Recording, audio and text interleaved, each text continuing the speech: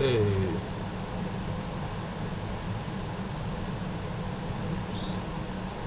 hello.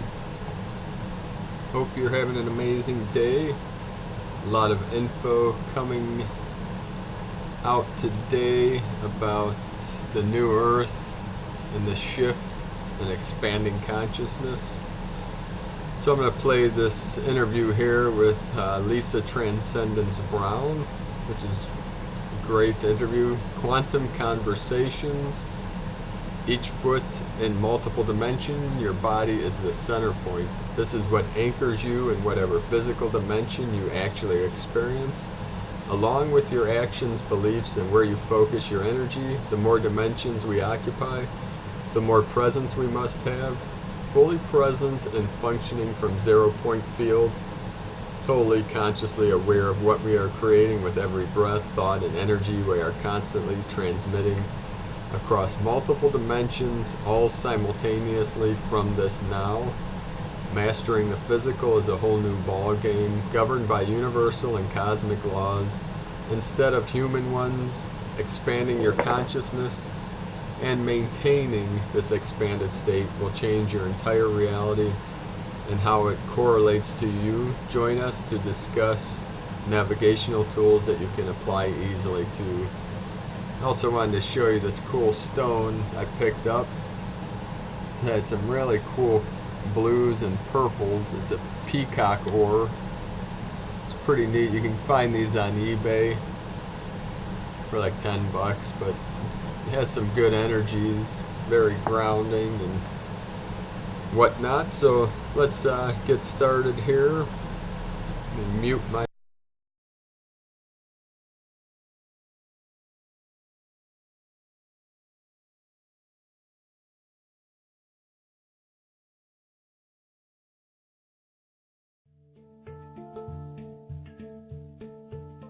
Quantum Conversations, your portal to the inner realms. Access infinite possibilities, infinite mastery, and infinite love. Mind-expanding, heart-opening conversations with some of the greatest spiritual teachers, luminaries, and healers of today's world. Usher in new earth by living in your sacred heart. Quantum Conversations is brought to you by AcousticHealth.com, home of music from the universe, online healing retreats, and this program. Claim your free registration to daily shows at AcousticHealth.com. AcousticHealth.com, your portal to the inner realms. Our program starts shortly.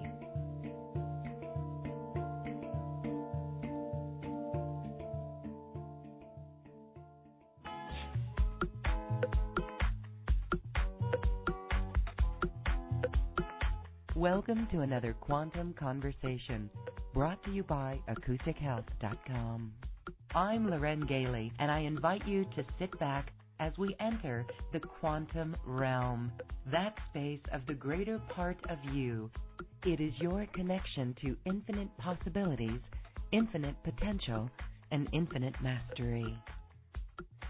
And welcome to this first episode of Season 15 of Quantum Conversations. I'm Loren Gailey, and it is so wonderful to be in this space. The shift is on, my friends, like never before, and it will continue, says my guest today. We are literally feeling this with our physical bodies, and most definitely feeling it in our energy fields. I have spoken with experiencers who report seeing colors and geometry, and this is part of everything that is going on.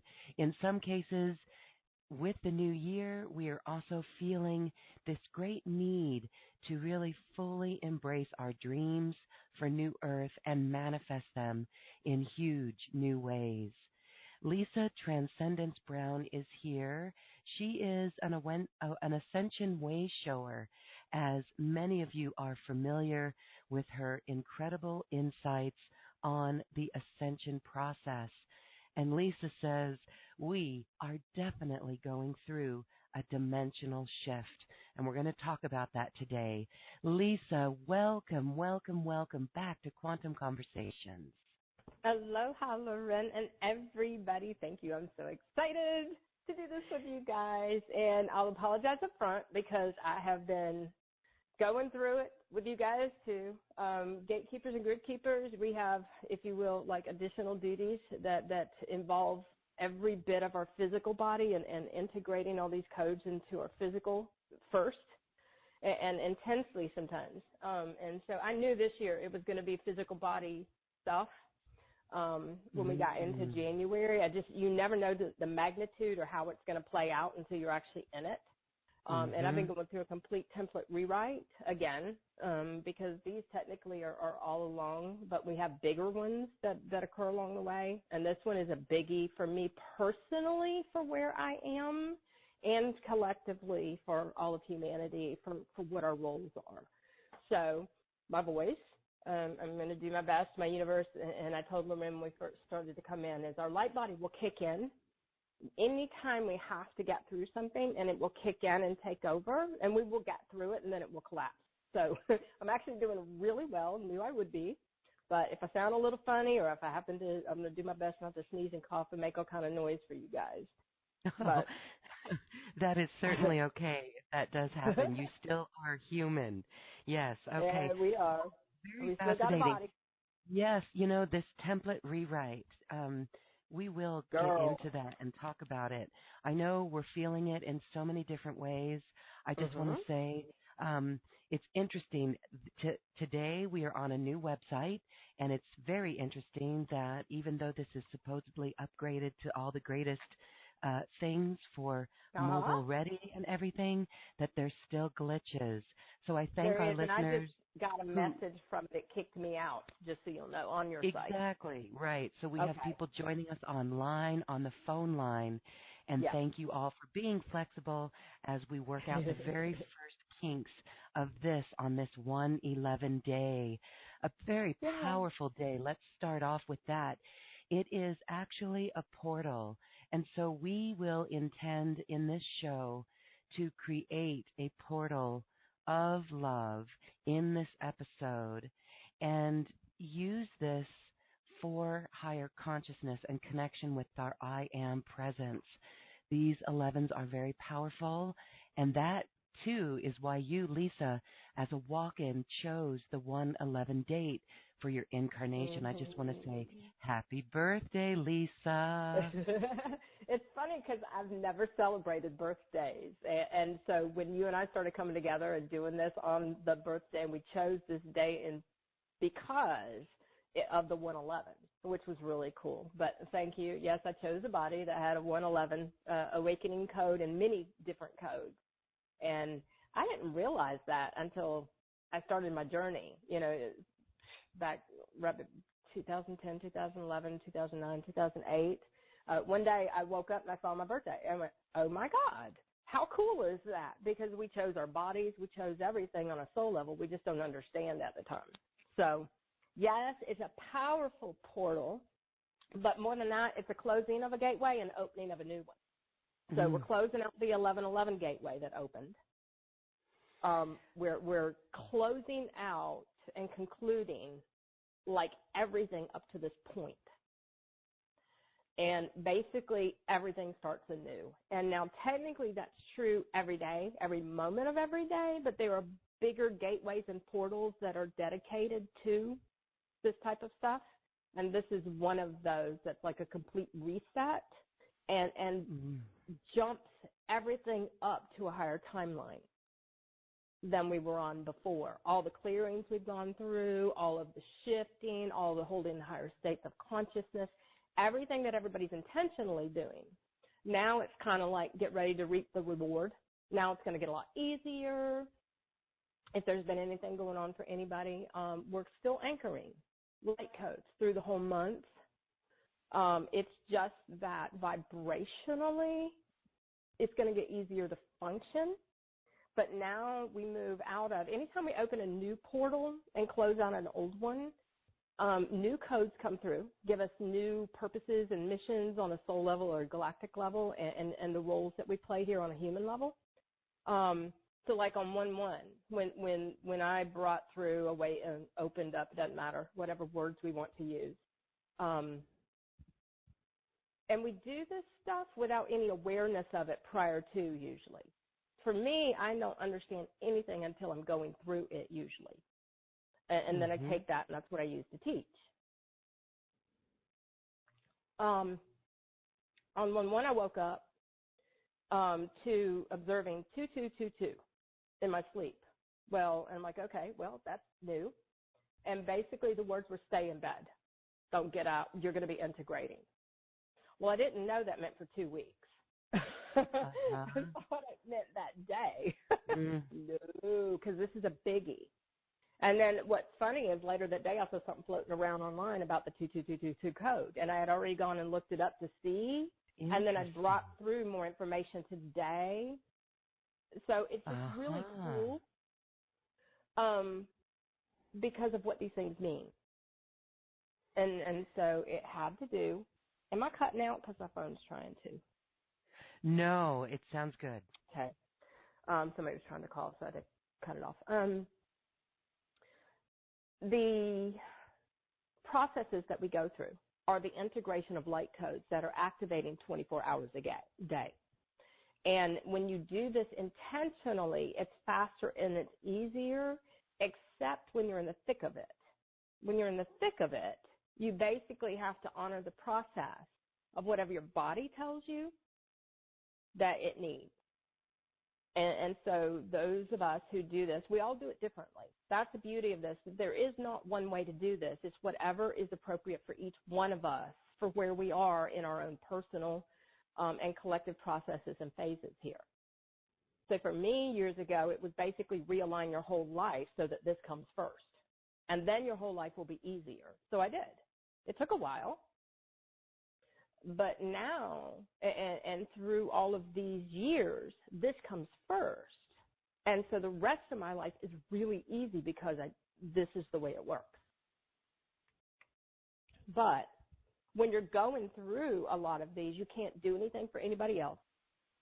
You basically have to take care of yourself because your energy, you're being taken off grid, and you'll come back online with new grid work, new encodements, new realities, new everything when the entire process is complete. There's a lot of sleeping that goes on during this, which also assists with veil removal.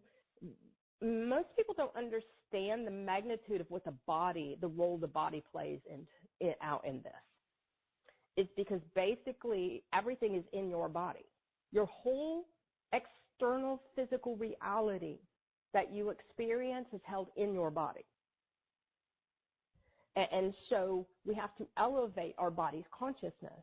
We have to basically bring our whole body into consciousness too, because it's waking up and it's releasing all of the suppressed everything, which is what causes, no, I don't like the word causes, it's that one, creates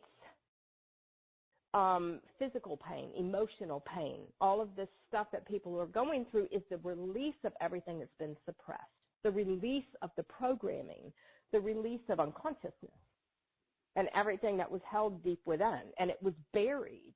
It's deep in the bones. It's in the flesh. It's in every organ. It's in your brain. It's in your eyeballs. It's in your skin. It's everywhere. Every cell of your body has to be rewritten.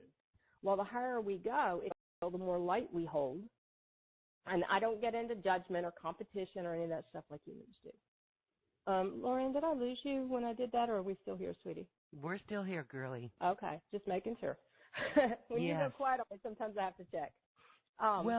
It's very interesting because, and we're going to talk about this. Our light body is activating, and when so many of us, I mean, we saw this. There's like bronchitis going around. That's what technically, if you want to put a label on it, that's what I've been going through. If we want to put a label through it. And I went through a little bit of that right around Christmas Eve, you know. But and we want to get rid of the labels? Yes. Okay, and the reason I'm sorry. Yeah, go go ahead. ahead. Talk about that because No. it's I pretty know you said you important went through it too. Yeah, so and lots of us go through this. And so Yeah. getting rid of the labels and really understanding it, because the labels are what could bring in fear as well. And they're a prison. Mm-hmm. They are basically putting a label on something and mislabeling it and then trying to fix it. Uh-huh. And adhere to a program of a limited belief. And so when I when people said, how are you doing? I'm like, I have not bronchitis. So it's how not do you, bronchitis. and so how do you, when you move through this then, you just know, for one, you woke up and you saw 2222, the codes, and you knew to stay in bed. You were very attuned to that inner voice, expanded consciousness, your higher self, and you listened. And so you listened. And so then moving through it. Which means I don't suffer. Uh-huh. Right. If we don't listen, that's what creates suffering. Uh-huh. So share with us then how you moved through it. It's a very mental state, and you say it's releasing more and more of the old. So would you witness old programming? You witness that coming up? No, actually, I went through all of so all of us have matrix programming in our physical body. The muscles are actually the grid work for the earth you walk on. Okay. Okay. So going through the years of relaxing my own muscles, my own body, and so that my body could release the old grid and be, if you will, replaced. But it's not replaced, it's evolving. But your whole body has to break down on a cellular structure and rebuild itself with all new grid work, which is the crystalline grid. Okay. Christ of consciousness. But our human aspect, humans, when I speak of human, I mean ego. I just don't like having to use the word ego back to back. It creates a resistance in people. Okay. And so I use the word human. But if I say human, I mean ego. And if you need to, sometimes I will use the word ego because I need to get a point across. But basically, our ego likes to discount everything or label it and put it in a box. And it likes to hold on to the old ways. It doesn't like change. And it doesn't like anything that there's no proof, which is what creates suffering too. Because if you're going to sit around asking for proof, you're going to get it. And it's not going to be awesome.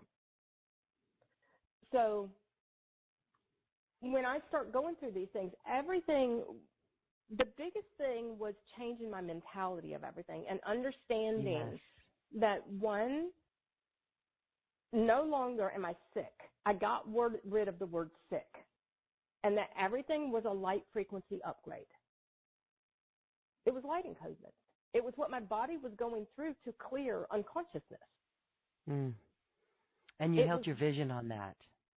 Well, more than holding a vision, I reprogrammed myself every day. I would tell myself, I'm not sick, my body's upgrading. And I went from a bad feeling, I got to use bad right now, and I don't use that word, okay? I went from feeling bad about what I was going through. I mean, a headache, right? I mean, you have a physical headache, coughing, it's not fun. You feel like hell. Oh, my God. I mean, you're going through hell. Yeah, but let's equate it. That hell is the hell you were living in. Okay, so your body's got to clear that hell. Well, if you're going to keep trying to treat it the old ways and not honor your body and let your body do naturally, and this is key, I do everything naturally. Whereas years ago I didn't. I kept trying to treat it like humans do. And all you're doing is turn around and create another scenario where you got to go back and now clear everything you were trying to clear before and everything you did since then. And so once I started understanding, support my body. As soon as this started, I got everything natural that would assist my body. And it's so funny because I have a regimen of things that I take. We've been getting hit really hard this last year in the immune system, which is our defense mechanism. All those have to go. And so any defense mechanisms we still hold, the immune system is going to has to be completely broken down. It's also part of the infrastructure of all of our realities. it has a part to play in that. Every body part plays a role. Every organ plays a role. Every gland plays a role, is a part of a system. Well, if you're a part of the old matrix system, then your physical carbon-based body holds all that programming, and it's got to constantly be lightened through light encodements, and so that you basically can clear that density and that separation consciousness that we hold inside of us, so our body can vibrate at a higher frequency and vibrate out of those old dimensions into higher ones. Okay. Well, this is really interesting because when we look around at the world, you know, we could have heard this. I like to say we could hear this because I noticed last summer the flu, we could call it frequency light upgrade. That's what we're going to call it. But the old labels of the flu. Well, that's what I labeled it years ago. Or bronchitis. Right, you did. Bronchitis or even colds. I mean, we heard that coming around in the summer. I noticed. But, Lorraine, let me ask you a question. Yes, Take the label off. So they were upgrading. Yes, so they were upgrading, right? They were upgrading. So they were it's almost as if they were clearing to upgrade their programming. Heavy duty programming, the old matrix. You know, most of them don't even know what's going on. Nobody has a clue. I mean, I say that, a lot of people do, but we speak collectively here, okay? Now, on a cellular level, your cells in your body have to move, zoom. They have to be free to basically roam around in your body energetically. Well, the typical human body doesn't allow for this. Linear constructs hold the old physical reality and body in place. All those linear constructs have to be broken down. They're on a cellular level. And they do it through these illnesses. They do this through what, sweetie? Not the illnesses, sorry. See, that's a label, but they do it through these. It's like the symptoms. Ascension symptoms. Well, and I don't even use the word symptoms because symptoms mean something's wrong, okay? So basically look at, I know, we get rid of all the words, okay? Yes. We change them to something to open our awareness instead of suppress or take us into a mindset that something is wrong or a cause. A symptom means a cause. Yes. Okay? Frequency light upgrades. Basically, most people don't even know what frequency light upgrades are. If I asked you right now, what are frequency light upgrades, you'd have to actually stop and think about it, right? Right, and so we know it's the acronym for flu, you know? Well, on a human level, yes, it is, but technically, frequency light upgrades are your soul. They're photonic light. Photonic light. Embodying. They are light encoded frequencies. They are multidimensional geometric codes and sequences that are working through your body to basically seek out everything that is unconscious. Does that put it into a context? Yes. Okay. We are vibrational beings. As higher selves, as multidimensionals, we exist vibrationally. A frequency and light activates everything to vibrate. They activate, codes and sequences that are held in your DNA. They activate your multidimensional you. But human aspects, the ego, doesn't understand this or want to accept it, so it keeps trying to interfere with a process that has to naturally occur and label it.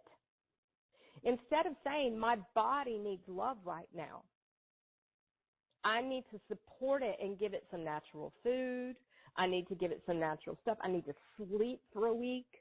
Human aspects don't want to hear that. The response is, this interferes with my life. This is inconvenient. I don't have time for this. Oh, my God, something's wrong with me. Let me go ask 2,000 people what might be going on. Let me go get treated. Let me try to fix it. Let me interfere. Look at the word fear. Inner, I-N-N-E-R, fear. Yeah.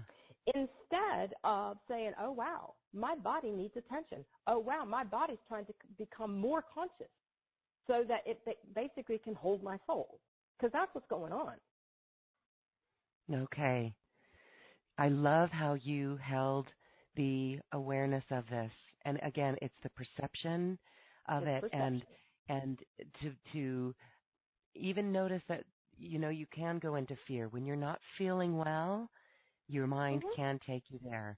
And so this is great to hear you explain it in this way, to really hold our focus and to understand it, to listen to our bodies. And isn't it interesting? People are experiencing colors and geometry.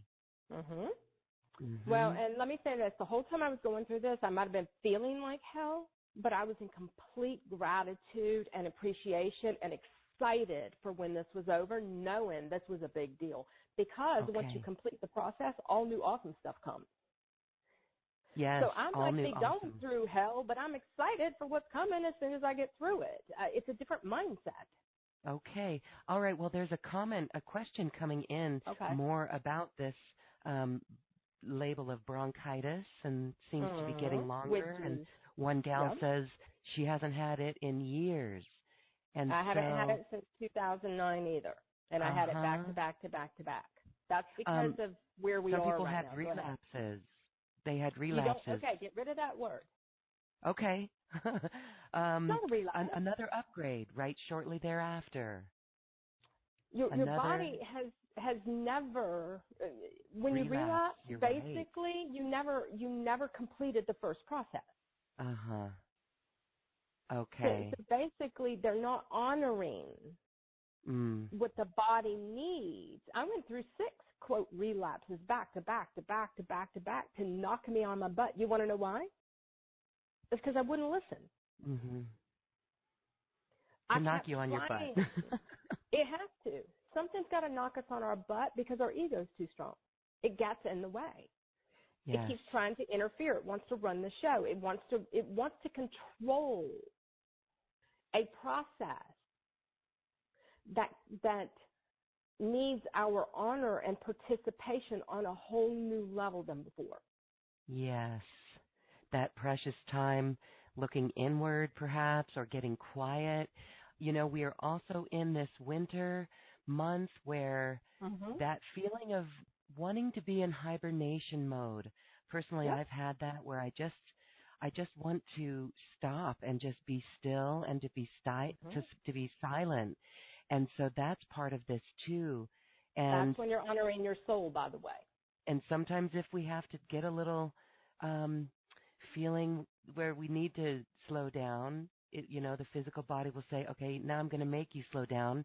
You're not just going to wish to go in hibernation. We're going to make you have a little label of a flu or a cold. I went through years of neglecting and discounting and ignoring my body until my body said enough, and it shut me down at every turn until all of my ability to function got taken away.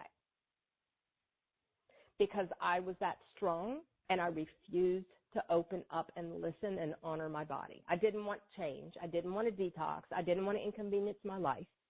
And this is the thing about it is I recently spent some time observing and I wrote a paper about it that will come out, but I can't release it yet because it's from a school. Humans. Completely. Just observing. And how easy it is. Well, and the paper is called Observing Humans, basically unconscious humans in their natural habitat. Because basically I spent the entire time just observing how easy it is to stay conscious, how many excuses there are. I don't want to drive that far. It's too far out of the way. I don't want to spend my money on that. Something else is cheaper.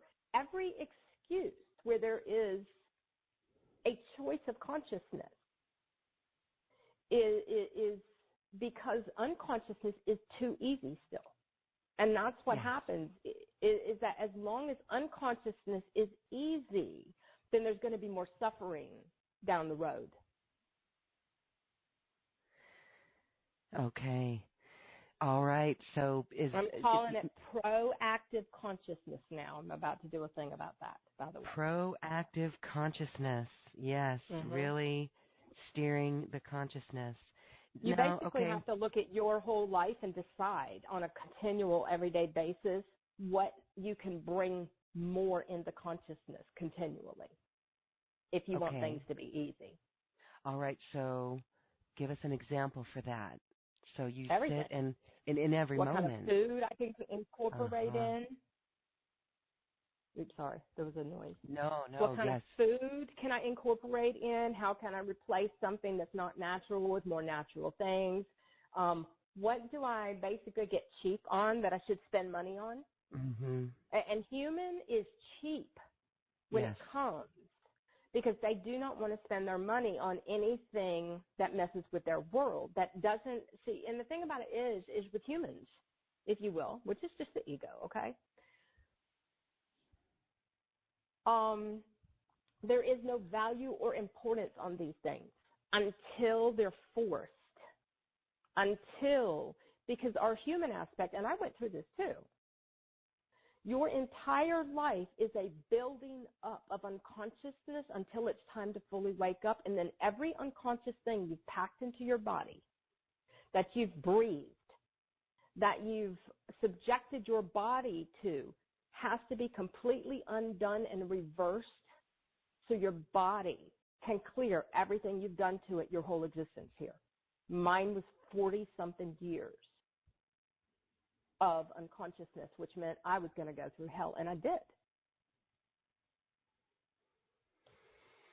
Humans have no clue when they walk around in a matrix program that they're in a matrix program, because it doesn't mess with their world enough yet.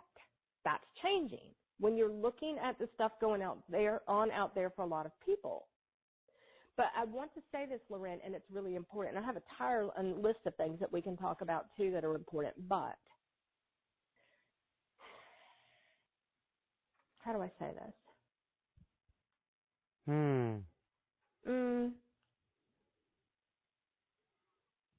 Our innate aspect of who we are kind, we are loving, we are caring, we are beautiful. But on a human level, we will compromise completely, because the alternative, which means being fully conscious, messes with our physical reality and the things we want on a human level. And so every time we do not choose to do the highest consciousness thing, no matter what our little human wants, then we create a reality that we have to turn around and clear. Okay. Really be careful of what we're doing then. Everything. All right. Everything. So, all right. I want to share a quick little story about how we use the higher consciousness to come to a solution.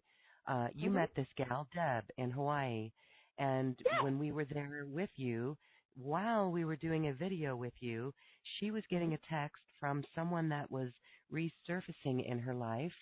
And during the whole, the first reaction was to respond in the way of the human and be like, I don't want this. I didn't ask for that. And looking at that from the higher consciousness level, she replied, and they did a couple of text messages. And this is like her soulmate now. The whole situation changed. This great love came into her life, and it was from acting and being in and looking at everything from a higher consciousness. And that's what you're talking about here too. So before we go on, let's wrap up about this, I'm going to use that label, bronchitis, that seems to be going through the masses, because there were it's clearing out the heart wall. The heart wall of humans. So clearing out the lungs. This is going on. Which is a big thing going right now. Okay. But what happens is what we don't understand is how the body correlates to full consciousness. But this is going to continue to increase for everybody until their bodies are clean and clear. Well, what does that tell you?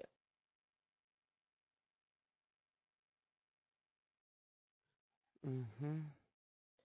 There's a lot that has to occur to bring the body into full consciousness. Our body was asleep, and we did not know that. That's what all the physical pain is. That's what the emotions are coming up for people right now, is all that stuff was suppressed and in the way.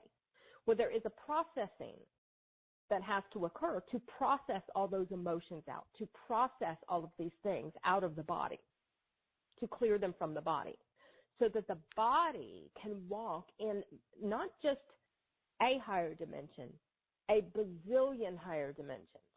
Yes. Infinite dimensions and timelines that are amazing and magical. And this is our life, okay? Realities that each one of us have created from a place of unity, consciousness, love. Yes. That when we walk in the world, this is our experience. My realities are freaking off the charts amazing. Okay? You want to know the funny part? The hardest part of it is humans. Yes. And their limits. And their excuses and their programs and all the things that they are unaware of because they manipulate, they impose, they don't share. There are all of these things that humans exist from separation that in our world is not acceptable, period.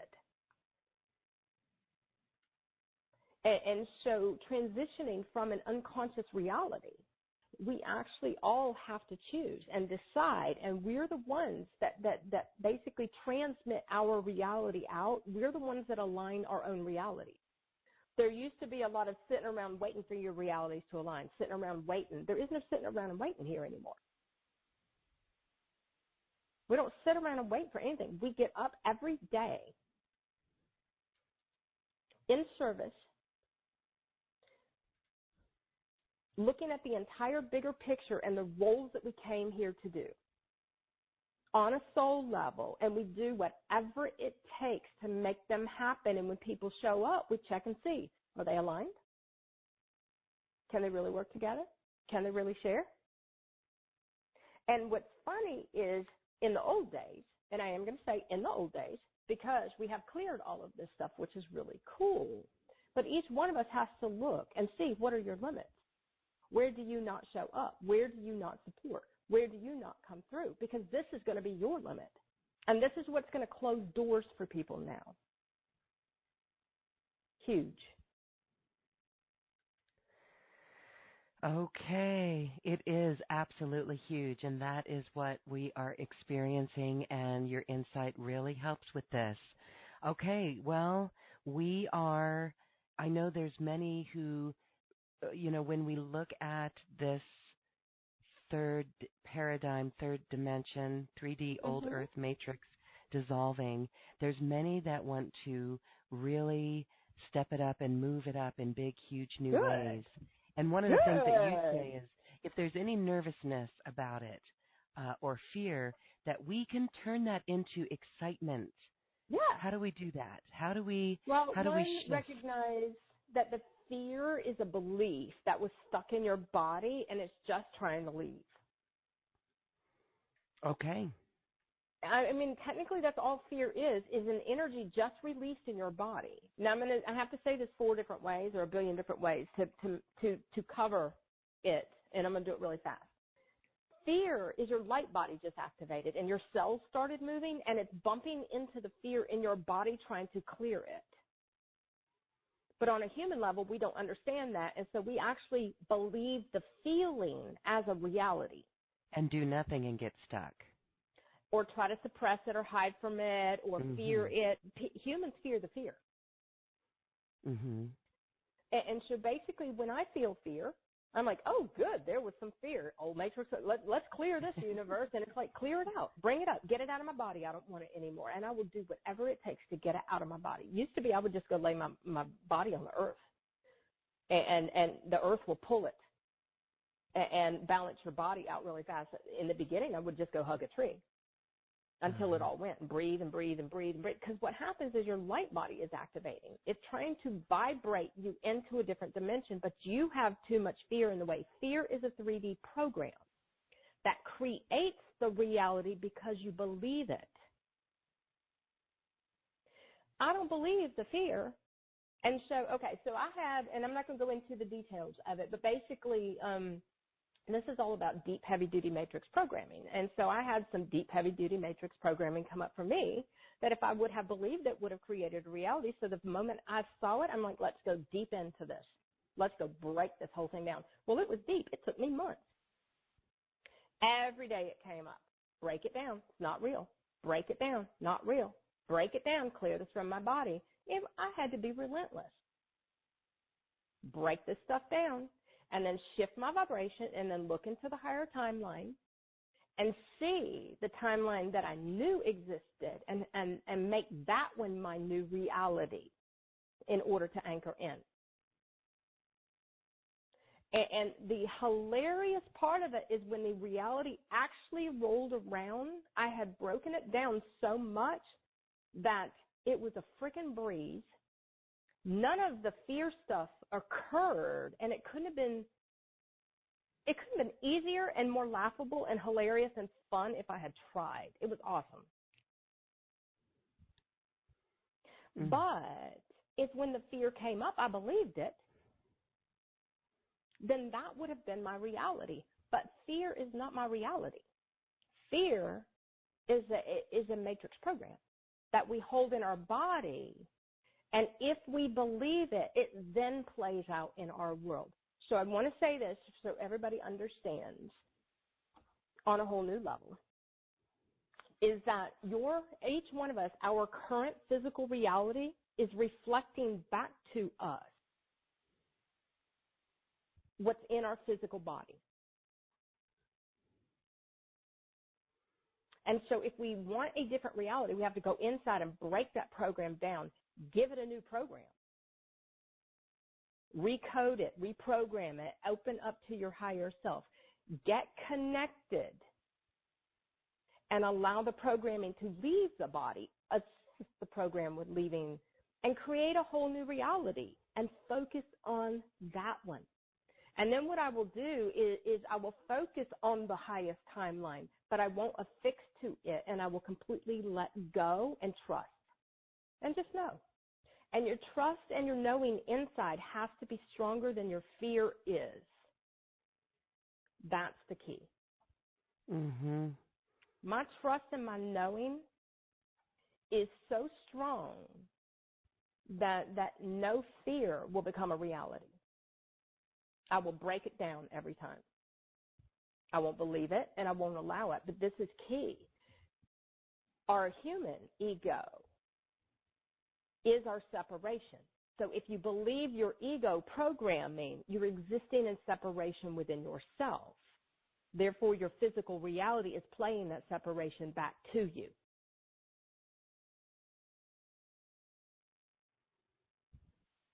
When I feel fear, I'm like, cool. Some old programming leaving the body. Okay, universe, let's clear this stuff out. And I basically just start talking to myself because I am the universe. Okay? And I want to say this, it's really important. One, own it. I am the universe. I don't talk about the universe or expect that an outside universe is going to do anything. This is us. I function from a we consciousness connected with every we collective that there is. So when I speak in we, unless I'm talking about my own personal physical experience.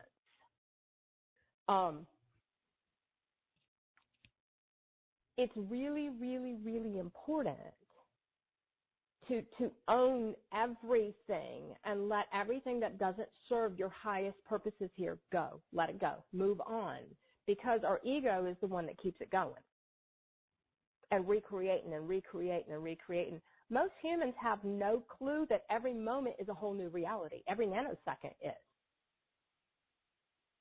And that the moment when we're in proximity and we're engaging and we're having a reality and we're having an experience, that's our current reality. Well, the moment we go apart, all those realities collapse. Well, humans will keep carrying them on. For us, they're over. The moment you walk out of my space, There's no more reality. The only reason we ever come back together is because we have a huge beneficial purpose that fulfills a higher timeline. Otherwise, there's no reason to ever come back together again. Does that make sense, Lynn? Yes. So On in a my very world, deep level. every nanosecond, every reality has collapsed. That's how I live my life. There are no realities unless I create them. And my physical reality is the one that I have commanded,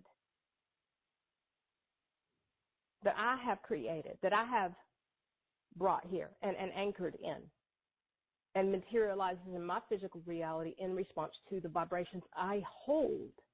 That's what embodiment is. I was going to say something that's really important too right there.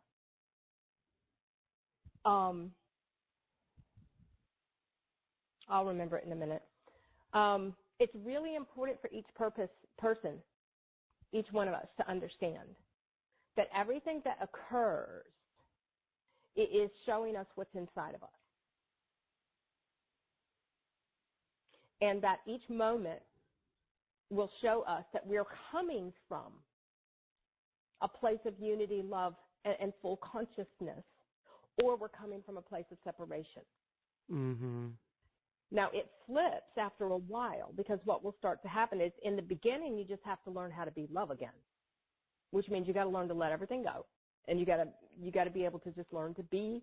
Well, then everybody gets elevated beyond that one, and you have to start standing in your power, and you are responsible for aligning all realities and keeping them aligned all of the time. So if something gets out of alignment, it's up to you. Well, humans don't understand, our human aspect, whatever you want to use, doesn't understand that other people are physical matter in form. They are energy in form. They represent an energy you hold. They represent a vibration you're transmitting out. And so everybody in your life represents an aspect of you. Well, if you don't like the reality you're in, and it goes to physical matter things too, then you have to learn to tune your vibration to a different frequency, you have to learn to tune vibrationally. Well, humans don't know how to tune. They don't observe the energy of things. They don't observe the vibrational frequency of things. They don't observe. We observe 24 hours a day, everything. And this is the cool part. When you go full-blown quantum, you observe reality, and your consciousness then dictates that reality. You form physical matter. You have a choice. And if you don't like what's in your reality, one, it's your job to bring it into love and unity consciousness. And if, let's say, you created a really strong reality from separation that you're experiencing, and that person represents an old consciousness of you, then you might have to let it go off somewhere else and refocus your energy and allow somebody else to come in at a higher vibration. Because you only have so much room in your space, your field of consciousness, and it's important what you allow in your field. Make sense, Loren? Absolutely. That brings up that next question about, and this is a common one, people in our lives, people we love. Right. If they're not in the same consciousness, we still want them to be in our lives. Maybe in some instances we don't. Why? Hold on. I'm going to stop you right now, Loren, because one thing about this is the higher we go, the more abrupt we get with let's call it out. Okay. Why do you need them to be in your life? Look at the need. It's a lack. The reason I say this is because if you focus on being happy, okay, you focus on happiness, your question is, does this make you happy? Does this support you? Is this fully aligned on a soul level? And if it's not, the question is, why do you keep trying to keep it in your world? All right. That's all human ego playing out the lack games of I'm going to be alone, I'm not going to have enough, I need these people in my reality. All of that goes. You're going to go through a bazillion people. They're going to come in your life and out of your life because now everything is vibrational. If there is a vibrational mismatch going on, you will not be able to coexist in the same frequency bandwidth. The whole ball game changed when we moved into physical body ascension and came through the 2012 gateway of collapsing all time into this now. All of your existences, every time, every dimension, they all exist simultaneously. Every reality exists simultaneously. But if you're allowing, I'm going to use the word lower. I try not to use lower, higher, but I have to explain a vibrational frequency sometimes, so you have to. But humans love to play the judgment game, okay? Mm-hmm. But for the sake of understanding, if you are constantly allowing a lower vibration in your field of consciousness, one, then your physical body can't leave that dimensional timeline.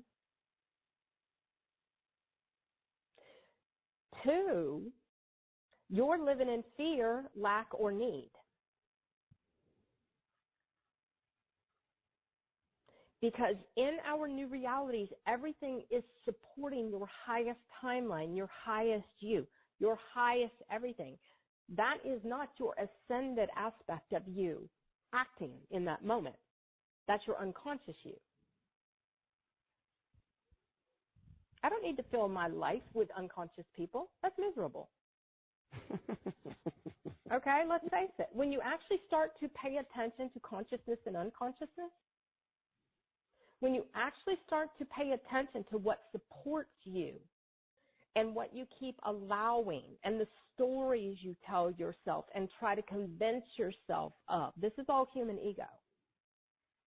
Human ego loves to live in safe, fear, and lack, which includes a lot of judgment and blame and victim mentality.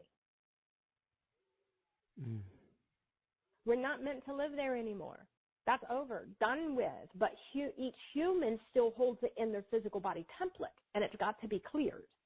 Well, you cannot clear the old by maintaining the old unconsciousness still. Your old unconscious states are what have to shift and change. Now, the cool part is if you can come into consciousness and look around you and see the people in your life, and you can bring that into consciousness too, awesome. The question is how conscious are you?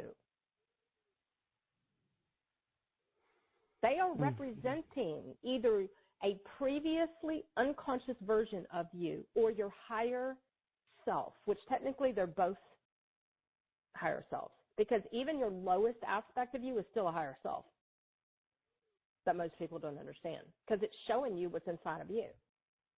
It's showing where you'll compromise. It's showing where you'll take less. It's showing where you still have lack, and technically that is what your higher self will also do.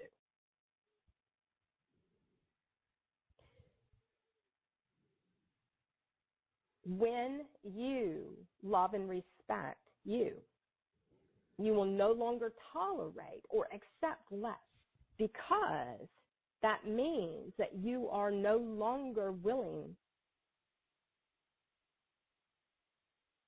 to accept less, and you're finally going to love and respect you. None of us knew for a long time that living without meant we were not being loving and respectful to ourselves. So many, I still watch it now, the program of unworthiness and living without and living on less, and I went through it, believe me. I had to break my own abundance karma, a ridiculous amount of it. And then once you come through that and you look around, you see all of the lack going on in every person that doesn't have a clue that they're living in lack still and judging everybody else.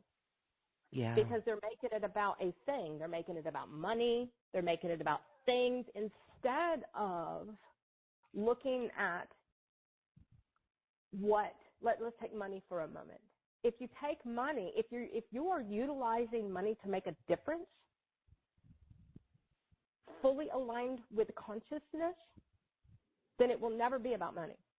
and money won't matter, and you'll actually never lack money. The key is not doing it for the money. It's for the higher, in a higher consciousness. That's a question coming in from some listeners today. You know, struggling with money, how we can really get out of a timeline loop. It's a whole new value system. It's a new value system. It's a whole new value system. When you value your soul, when you value you, when you value your breath, when you value what you do, not entitlement value, not expectation value. I mean, when you truly love and respect yourself, you'll stop accepting less. And this is key. If you're judging somebody else, how do I say this? Okay, so when I started doing a lot of this, I got so much judgment from other people for charging money for this, charging money for that. Well, I tried the donation. I tried the let's let people pay on their own accord. I tried all of that. I even stopped charging for everything for a few years and did everything for free. What I found was the immense amount of lack in people. And it was a lack of respect and honor and integrity. And they didn't value themselves, therefore they couldn't value me. Well, when I started to realize that the work I was doing was changing lives, that was worth so much more than anything we could put a dollar on. When I started realizing, then my universe was like, okay, Lacey, you can't sit and live on nothing anymore. You have huge things you have to do. You're going to need money. But so many people get it caught up in the game. Instead of really, and what I did, and this was key, I dedicated my life to full service to humanity and told my universe, which is me, bring forth everything I need to support me. Wide open. Release all my limits. And on a daily basis, I would say, release the limits. Release the limits because, and this is key, is that money is a limit for a while to teach us how to stay on path, to teach us or get us on path. Until we've learned the purpose of money, we don't get money. And on top of that, this is a complete alchemical or alchemy thing.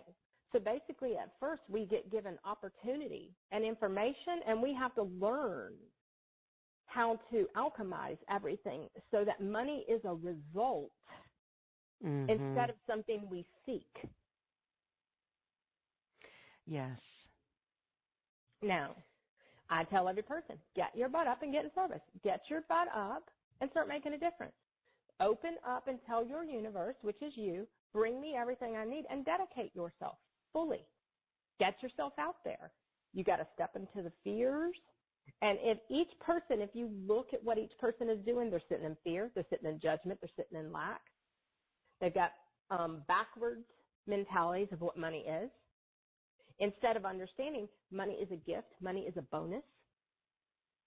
Money is to support what we're here to be and do. And if we use everything fully in alignment, you will never lack for anything ever again. Not only will you not lack, you'll be so freaking abundant. And that's how it works. But most people are not dedicated enough. They're not willing to dedicate their life to their own soul, which is in their body.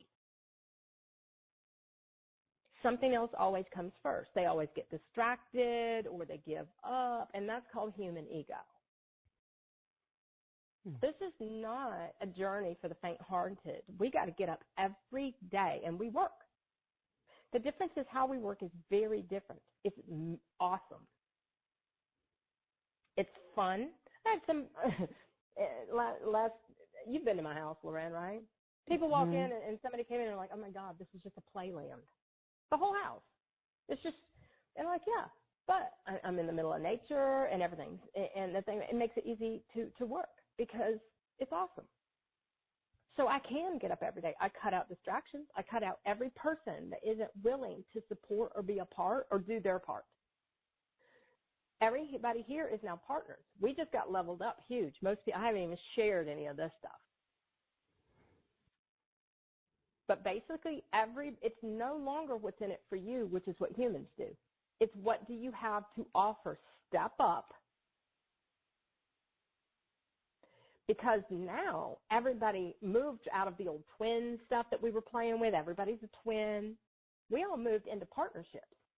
We all have to bring things together and contribute. We all have to share on a whole new level. Business partnerships, personal life partnerships, everything is included now. So which means that when I bring something to the table and you bring something to the table and the next person, everybody's got to be contributing to the whole on a much bigger scale now. We just got stepped up big time.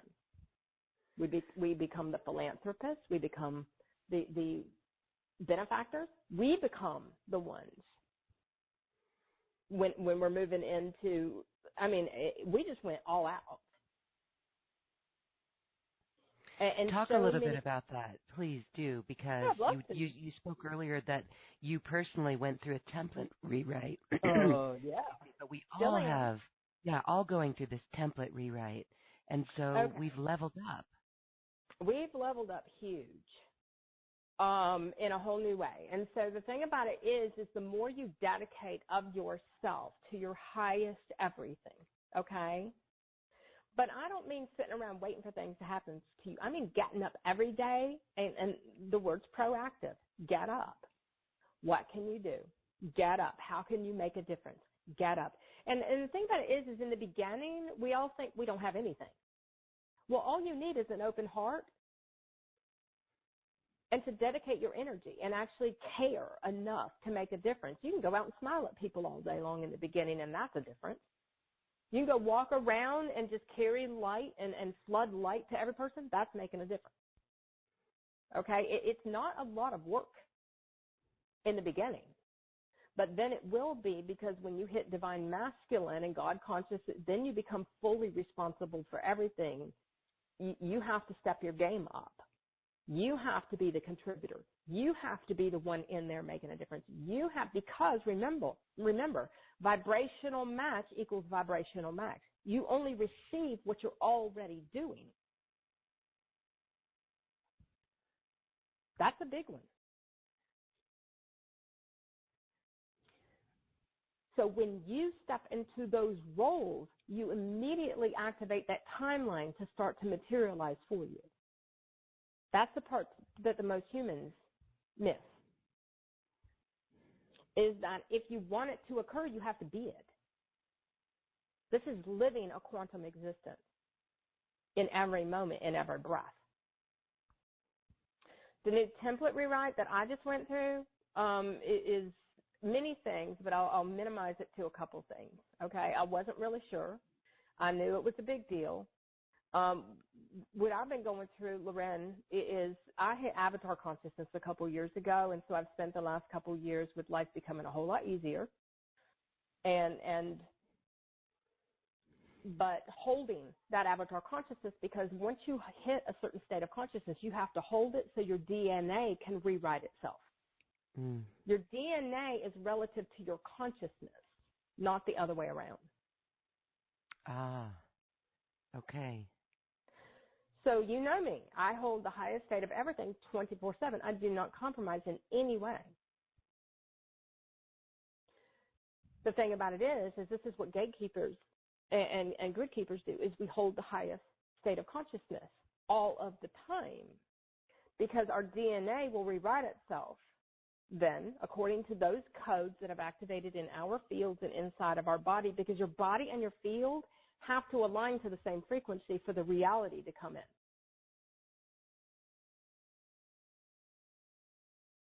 The 2222 code that activated, I wasn't quite sure what it was until today, and received a little bit more of it. But because these encodements are so huge, they come through in pieces and parts. So next month I might receive another piece, and then 3 months from now another piece. Last year, every 2 months I brought through from the original codes anchored in 2017. Every couple months I would bring through the next part of that template process, and it took me a whole year to anchor that entire grid system in.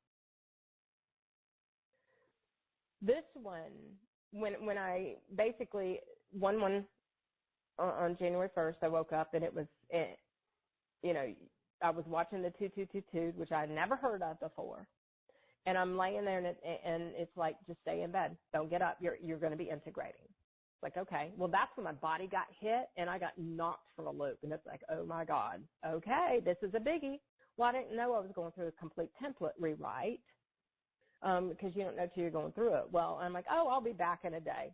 I even texted my family, like, oh, you know me, I'll bounce back. Oh, no. A week later, I'm still no computer, no work, still laid up in the bed. It's like, wow, this is a biggie. Well, then I got up this morning, and several days ago, I'm like, okay, what is this code? And basically, it was for where I am in my journey. The words were, this is a personal code. I'm like, oh, that's different. That they are unique and personal codes when we hit this part of our own journey. That the 2222 code is a source code. And basically, when I woke up this morning, I was going through, I wrote 3 activations this morning, just taking showers and writing and stuff, like all this information coming through. But this one was the divine, basically pure source, the divine breath of pure creation. And that my entire template rewrite had been recoding. All of last year was clearing out matrix programming in the body and going from anything left linear to full-blown nonlinear. So y'all thought I was nonlinear before. But the cool part is that this one is just pure creation. There is zero tolerance now in my world for anything that is not full-blown, intentional, highest consciousness creation. There's no room for it anymore. We are to come together in all new ways, and every breath is creation. There's no more wasting breath on old. There's no wasting breath because it's the breath of life.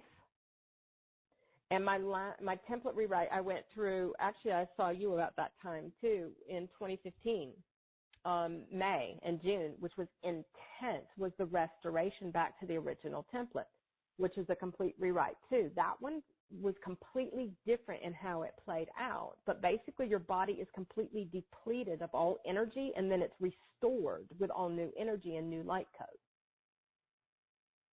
This one just took on this form because it's all about, it's in the heart and the lungs. But this morning, right before we started, I got hit right in the base of my spine, and it fully anchored in, which was really cool. And it was like, okay, template reset, done. And so you actually know when these things are occurring. But basically everybody has been, that's been doing this has been moved up, if you will, a nodule or a billion nodules into what we're intentionally creating and anchoring in the physical here. How we're coming together. We brought through new prosperity codes for collectives last year. Well, those codes are meant for those who are working in unity. So which means that they're activated when we work in unity. Mm. And so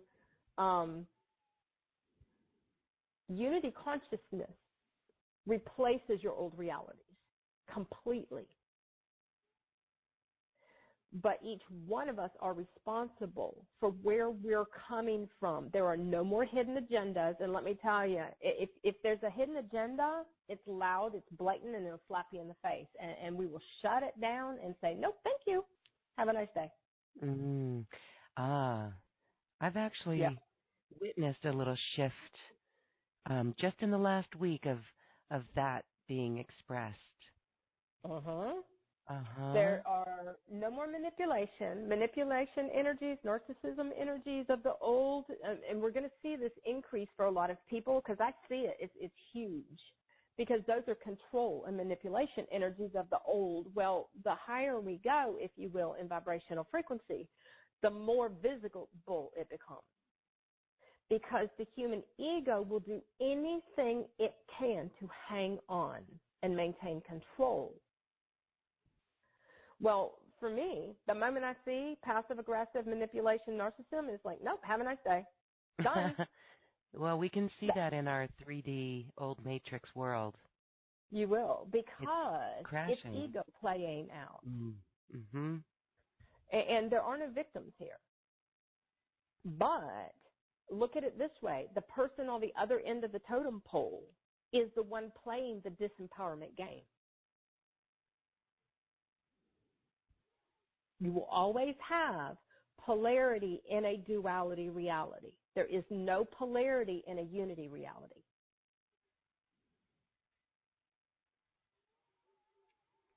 Well, I love that unity consciousness changes the old reality. Everything. And it clears your karma. And it clears karma.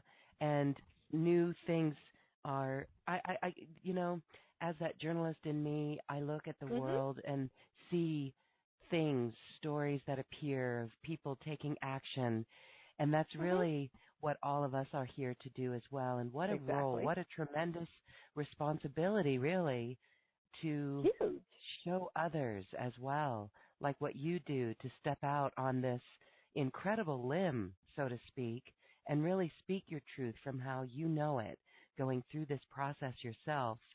And that's why we all listen to you. But you'll find it's no longer a limb anymore. It's no longer a limb. I said you'll find it's no longer a limb anymore. It used to be. For the human ego, it was a limb, because you thought you were putting yourself out there for judgment and all this kind of stuff. But once you step into that way shower role, and that's what that is, you being the example, you being the leader, you're going to show everybody what higher consciousness is, but that means you have to live your life that way. Yeah. So it's no longer going out on a limb. This is how quantum existence is. This is how New Earth is. You have to choose which Earth you want to live on. But I'm not going out on a limb when I get up each day and I do this. I love the mess out of this. Right? You are creating a great platform for a lot of other way showers and light workers. But what an incredible responsibility. It is exciting. And yeah, but you know what? Each one of us are that responsible. And so, you know, like when you go through a physical experience where you know it's time to get still, get quiet, nurture yourself, you know, it's like we step up this way with solutions when we look around and see. And so, again, this goes back in a circle to what we were talking about what we see out there is just showing us what's still inside to be cleared. So well, and I'm going to say something real quick because I remembered what it was I was going to say a little while ago, so I'm going to write that down. But okay, good. Hold on. Let me write that down. Okay. What you just said, Loren, repeat that last part for me because there's something important of what you just said there. Oh my gosh, can I remember? I don't know. It has to do with it's going back around to what we see in our reality is showing us what we're projecting. I want to play with you for a minute. All right, this is really important. So number one of understanding, you are on a multidimensional Earth now. That's the title of one of my books coming up too. Okay. We are totally multidimensional. Every person. But when you look out into the world, Loren, do you look out into the world and observe it as to which dimension it is and realize it's not your reality? You know, yes. There are instances that I could get riled up in. Okay, then that's yours. That's why you're seeing it. Okay, and that's a fine line between being responsible and just turning a blind eye to it. You don't turn a blind eye. You ask yourself the question, why are you seeing this? What's going on within you? What is the judgment? What's the belief? You dive into it head first and with everything you got. That's the thing about it is you're not turning a blind eye. That's what humans do. They ignore it and pretend. When you go deep into your own programming and you grab it, sorry, I'm going to say it because we do grab it by the balls. Because that's your reality. Now, here's the tricky part. What are you going to do about it? What do you do about it? Send it unconditional love? No, you've got to get that out of your body. Get it out of your body. Let go of the judgment. Realize it is, now this is key, it is a physical reality for those living in those timelines. If you spend every moment on creating all new realities, it's not going to be your reality anymore. Okay. But humans don't focus their energy on what they're creating. They sit around pointing the finger at that out there, not realizing they're stuck in a timeline loop. Mm-hmm. Multidimensional Earth means that whatever you see, the reality changes when you observe it.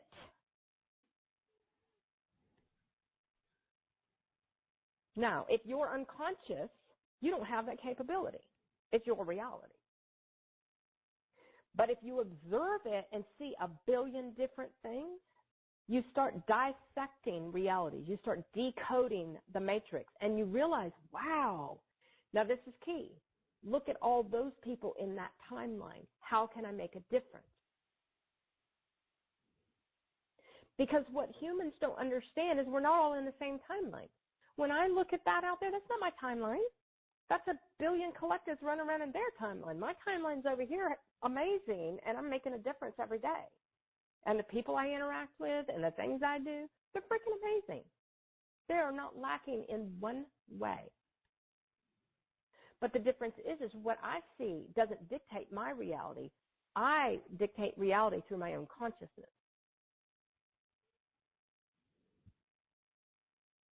Humans sit around watching reality on a big screen TV. Uh-huh. Okay? The internet is a big screen TV. It plays you exactly what you hold.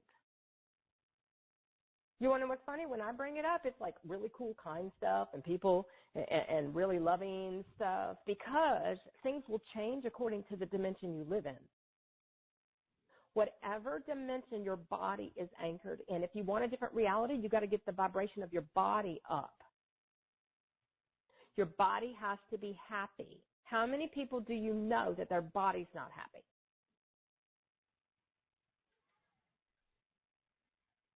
Yeah. Your body dictates the dimension. Okay. Okay? So I'm going to go back to the retreat that we did with the Hong Kong group that came, which was amazing. But the first 2 days, we spent feeding them to get them happy, feeding ridiculous amount of food, feeding. I'm like, oh, my God, they're looking at me. And I'm like, this is, off the charts, getting them happy, playing with Endoras. But the thing about it was once I got them happy, they relaxed. They didn't want to eat anymore. Well, not really. Some of them did. But the thing about it was that their whole everything changed. Their body was so low vibrationally, they couldn't elevate their consciousness. They had to be happy. So we spent 2 days getting them happy.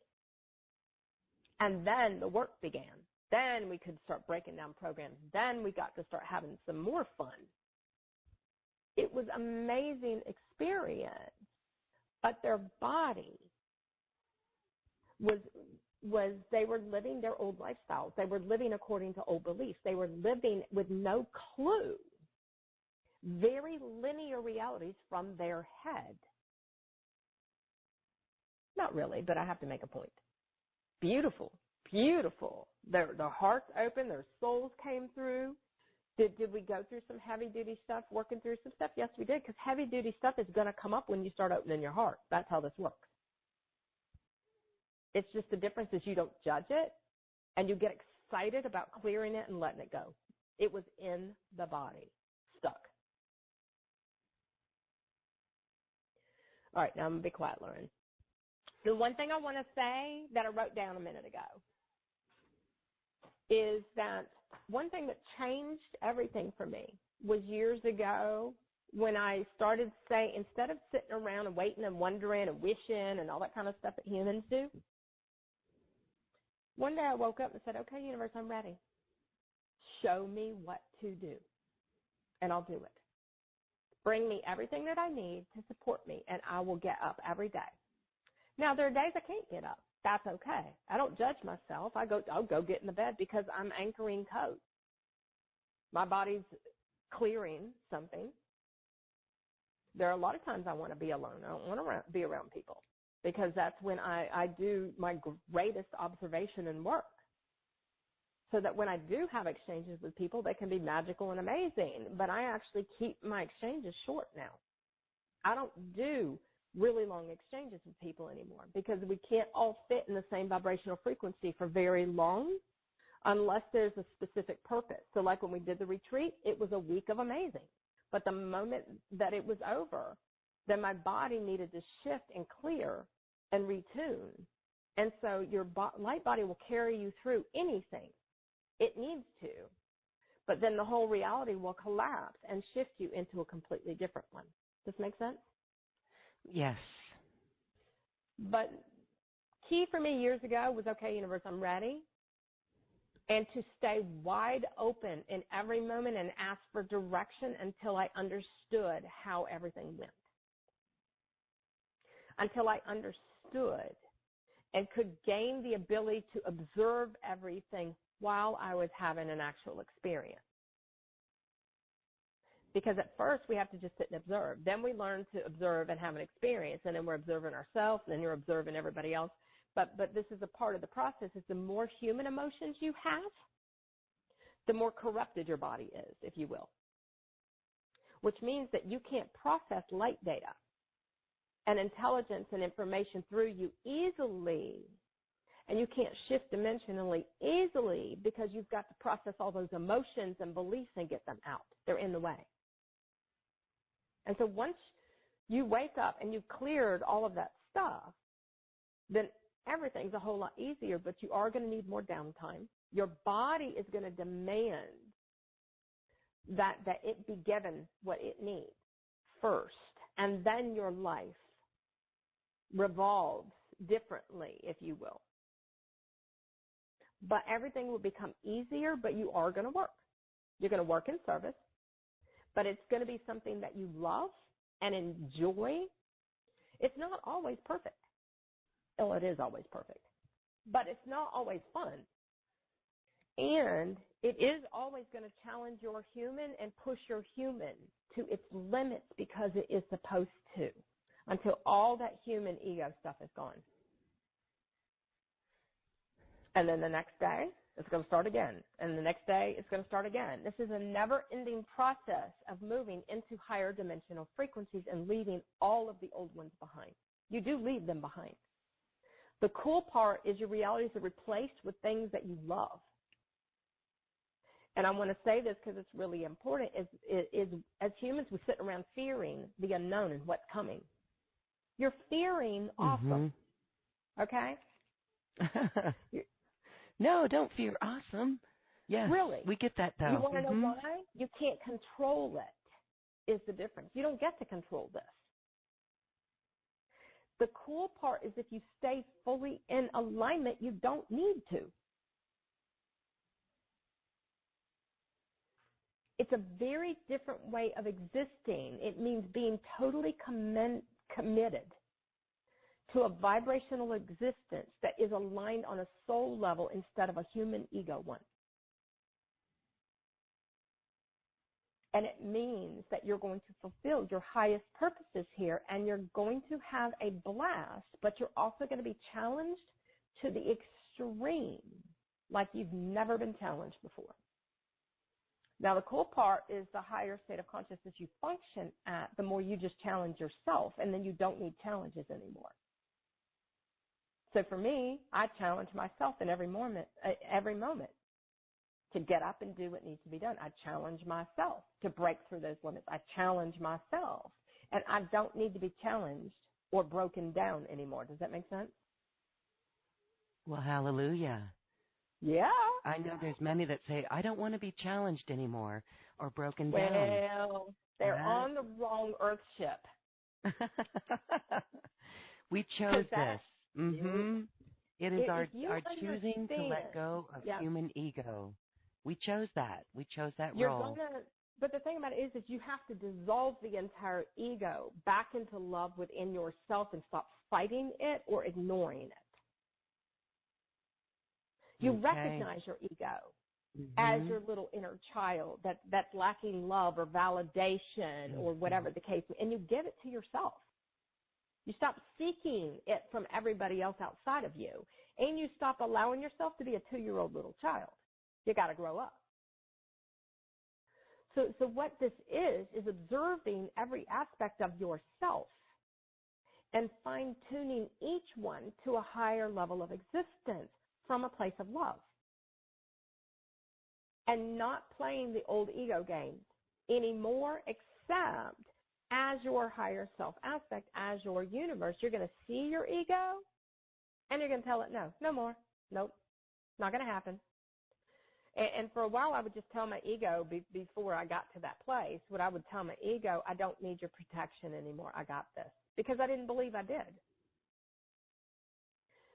Now, I want to say this because it's really important, because a lot of people don't understand, is that not one part of this is about your higher self or your universe isn't always there to take care of you and look out for you, okay? That everything isn't always available to you. Every bit of this is about how human each still is and your limits and what you're not open to. Every bit of this is your human isn't ready. Your human doesn't want to do. This is your human programming you're breaking down, which is the matrix, old matrix. And understanding that our human is the one that can't be trusted. So it's recognizing yourself and that you're the one that can be trusted to always come from that highest place of love and integrity and honor and respect and kindness and reciprocate and contribute and offer and share. Those things are going to be your challenges.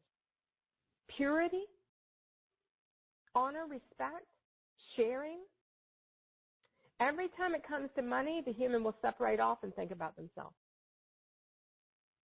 Every time it comes to certain things, the human will separate it off and think about itself. All that's got to be overcome. So technically, every bit of this is about how human you still are, how much ego you still allow to run your show. And the moment we each realize, I need to observe my ego and stop fighting it or letting it have control, and learn to open my heart and listen to that first, no matter what the physical world says, that's your old state of unconsciousness until you've completely replaced your entire and rebuilt your whole reality. Basically from scratch, basically in alignment with unity, love, consciousness, and then that's what your whole reality reflects back. And I'll be quiet. Those are our marching orders. Beautiful. Really being proactive in our consciousness and being in the energy and the consciousness of unity and love, we can witness how in our own lives this shift is happening. So, Lisa, thank you for this. We are just about out of time, but I want to give you a moment to wrap up. It really is very interesting. So as we are here at the precipice of this new year, share with us any insights coming down the pike. Well, okay. We are going higher and higher and higher vibrationally, always. It's always going to increase, which means every increase collapses time. Okay. Every timeline collapse pushes the human aspect. But for us, it's a unification of higher timelines all converging in the same space so that everything we've been waiting for is finally coming. It's a reversal. All right? So it's really important to understand that if you can embrace this and actually start implementing, this is the application and the implementation of your highest state of consciousness into your physical reality and how you live your life,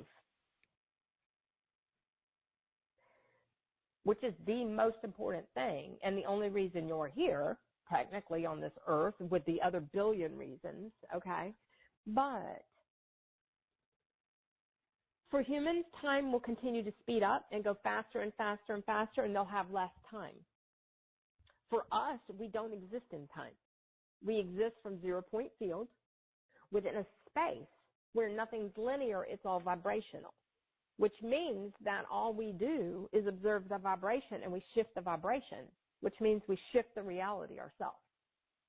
Every person on earth is moving from a linear, fixed, everything reality to a non-linear quantum one, which means that you're moving out of your human head ability to control anything and moving to transitioning into realities where your heart leads, but then you move into higher mind consciousness, which is where you have to observe, and then you have to start choosing and doing, and that's where everybody is. Well, I say everybody, but everybody's in different places, okay? One, realize that everything you see is multidimensional. Every experience is multidimensional. Everything. So you want to see it from a multitude of ways. If you're only looking at anything from one way, then you're the one that's in a linear old dimension. All the linear constructs are going to collapse, but what they do is and these are on the cellular level in your body. The construct of every reality is in your cells of your body. And so that cellular structure has to break down. Well, the speed at which this occurs depends on how much light we hold and how much our body has been able to evolve from carbon-based to crystalline, or light body activates first. Then you go to light body crystalline, plasma light body crystalline, and then eventually etheric. Okay? And so there are phases and processes where everything is different in each one. Everybody is always in each one of these a little bit. It's more which one is your dominant one that you live in and how much you've allowed and evolved your entire existence here. So basically, everything will get really easy when your head stops running the show. When you connect on your deepest level, deep, deep, deep inside, and allow yourself to expand your consciousness beyond your body, beyond the physical, and learn to, in whatever capacity it is, basically, if you just listen and let go, your higher self, your universe will emerge from within you and start teaching you. But basically, it's being so open that you're ready and you do want to know, because on a human level, we don't want to know, we don't want to be told what to do, and that's what creates all the suffering and the rough stuff. So if you embrace, I do want to know. Okay, I'm listening. But it's 24 hours a day. It's 24/7. Open, listening, honoring, doing what you're shown. Because the human will get stuck at the doing part. It'll go, oh, I don't want that. My life's going to change. Oh, I don't want to stand up for myself. Oh, I don't want to. And all these excuses come in when they don't understand they have to. Because first you're given the option of doing it yourself, and then basically you as a higher self looks at your human and says, she's not going to do it. He's not going to do it. Let's help out. And so basically on a human level, you will always usually have a chance. And if you don't take it, then it'll get done for you. Now, technically, it's you doing it to you. It's your higher self. It's your universe. It's you. Because you are your universe. You are your higher self. But in those moments that you will not honor or do what you're shown, you went human. And when you go human, you take away your ability to have a choice. Does that make sense? Absolutely, on so many levels, and Cool. You have helped to dissolve us further from the old 3D matrix and really allow us to expand consciousness really on a great level. Oh, Lisa, again, this is so fascinating. It's always so wonderful to come together with you in this space. And I just want to say on a little technical note here, the website, as we were speaking, is now reverted back to our old website. But we will get that. I know. Isn't this interesting? Maybe I need to look at something in my life. What is this Yeah. that needs to come up to be cleared? So I will do that inner work and Well, talk look at the about that. metaphor reverted to the old. Right? Gotta love it. Quite Gotta love it. hilarious. But And okay, so, so remember one thing before we go. Your actual physical experience, not things you're watching in the outside world. Your thoughts, your actions, that's your dimension. okay, your thoughts and Okay? your actions. So even though we work through this old stuff, don't take it too personally for Don't in a take anything human. personal. Don't take anything too personally, Nothing. and just know that we cannot get anything wrong. It is all in divine order. So, on that note, my dear, I'm going to do another video stream online healing retreat with you. It's so We special are. when we can come together. And Mm-hmm. you've also got the quantum jumping timeline special offer. Well, and what I was going to say was one thing we're taught on this journey is to be patient and slow down and breathe and Yes. allow. And if it's not working, sometimes it's not meant to. Let it go. It'll all be okay. Okay? So Mm-hmm.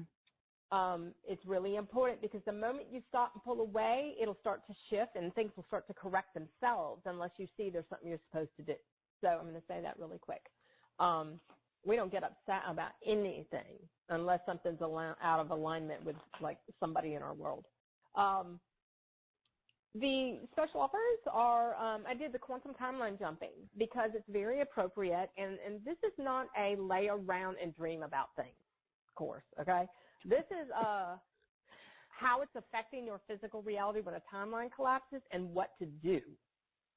So this is Yes. a doing one. This is an applicable to your life. A lot of quantum timeline jumping we do because you're using your imagination. You're drifting off into other dimensions. You're actually going to sleep. We do a lot of stuff consciously in our sleep, and you're utilizing all of this. But this is an actual how to do this and explaining things. All right, guys. Hope you enjoy that. Lisa Transcendence Brown with Lauren Gailey of Quantum Conversations. You can go to acoustichealth.com. Check out her site there. Some of her other interviews with some special guests. I wanted you to check out Alexandra Meadows of Galactic Connection. Just put out a video.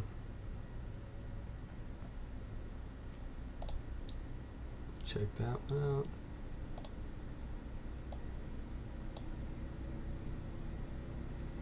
Truth with balance. In addition to our daily 2018. Back that up a bit. Sending you a wave of light, love, and inspiration, and a personal hug and thank you for listening to our Galactic Connection radio show and visiting our blog today.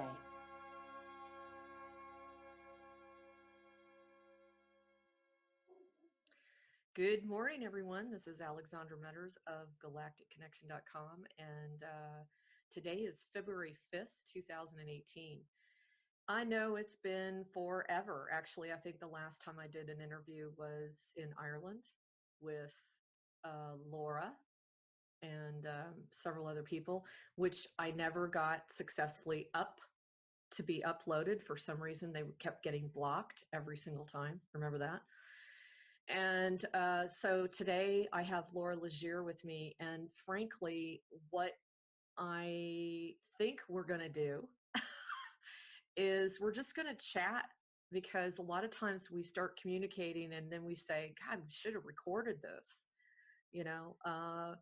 And I've had people write in and contact me and say that they've missed our presence on the internet. And so we're hoping that you have as much fun as we do.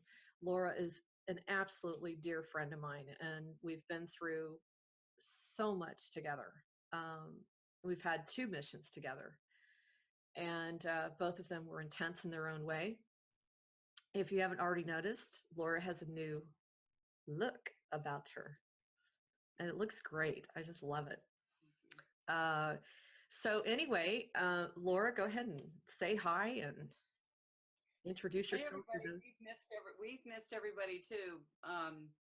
But it's been a lot of integration after the 2-month mission in Scotland and Ireland, and we just have had such a different take on things. Yeah. You open your eyes, it's very it's hard to talk to people, and so we're gonna do it now. Yeah, we're going to try. And, there are some subjects that are just completely off limits. I'm actually under a non-disclosure, and I'm sure there are many that are involved in the front lines with this mission that are under non-disclosure directly with Creator. It's if I can't put out any other warning, the one thing I would really ask those that are delivering the intel to please think about what you're releasing for the sake of the men and women that are working on planet and off planet, and they're putting their lives on the line. And I mean, like every second of the day. So really be cognizant of that on a conscious level before you say something. Really think about the intel that you're sharing with the world. That's been something that's been screaming inside of me.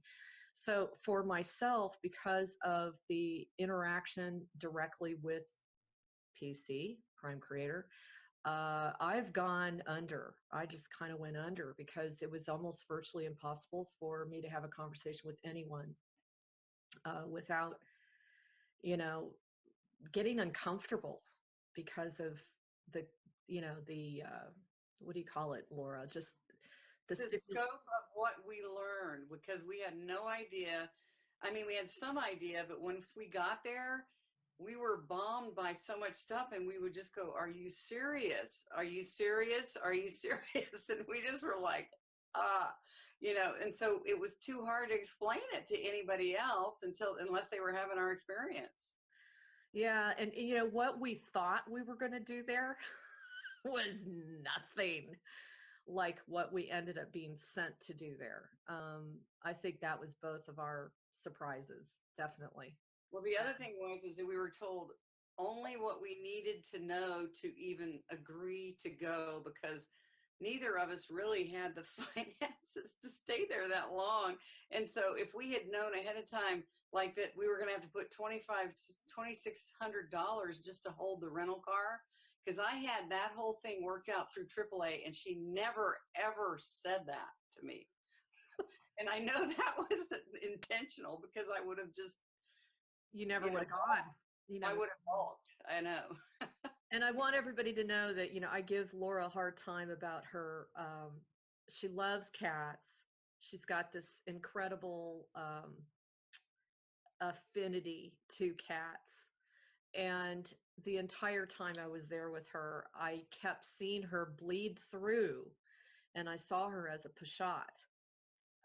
And she was holding her spear and standing there very erect and, really guarding me. It was incredible. It was incredible.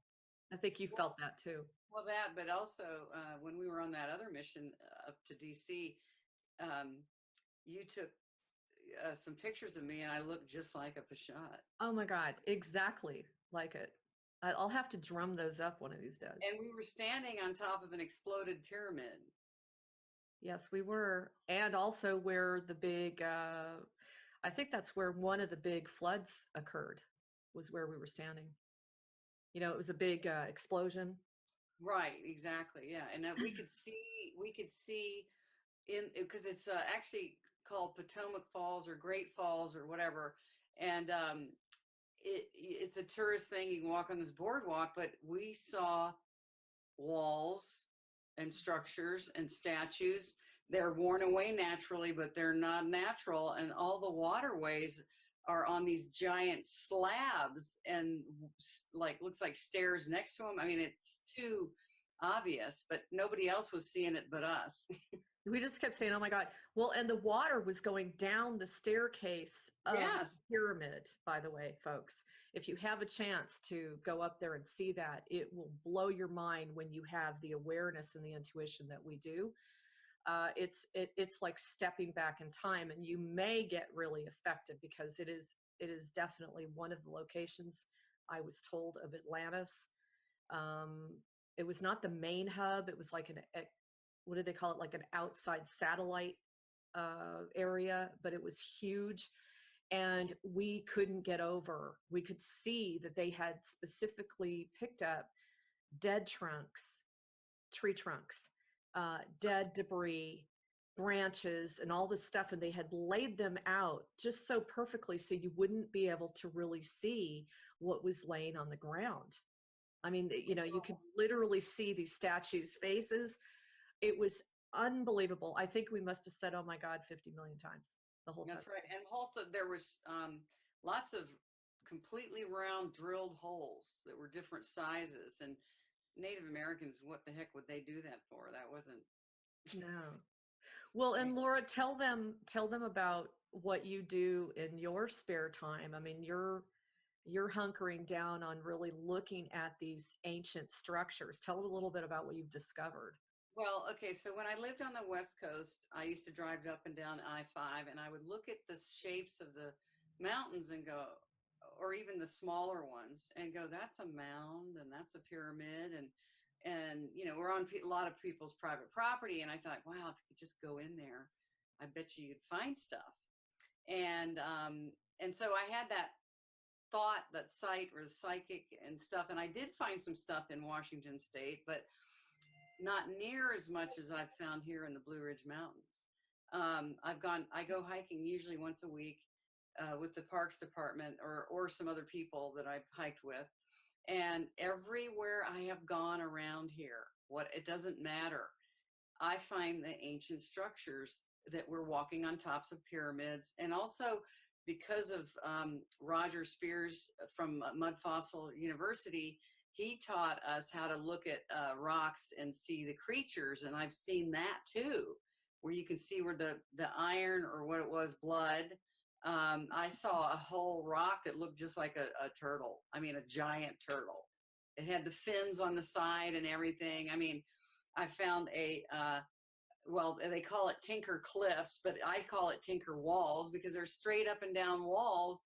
And I was looking online at some of the hikers on YouTube, and these two guys were on Tinker Mountain, and they were by themselves, and they were filming, and they said they had to come off the wall, or the wall, cliff, whatever, and come into the woods a little bit to film because it was blowing 35-mile-an-hour winds, and the whole mountain was shaking. Wow. So that tells me it's hollow in there.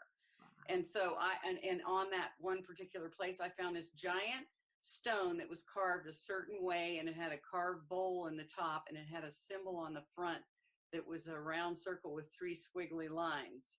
And somebody I know that's psychic said that's a time travel portal. That's a symbol for that. And I said, wow, it's a good thing I didn't stand on top of it. And he said, oh, it's not activated right now. It's like moved or whatever. But it's funny to to hike with all these people who are used to seeing all this stuff, and they've been told by some geologists that this is formed by ice rain and volcanoes. But volcanoes, they don't right angles and big megaliths, right? That are these giant blocks. That's not how it works.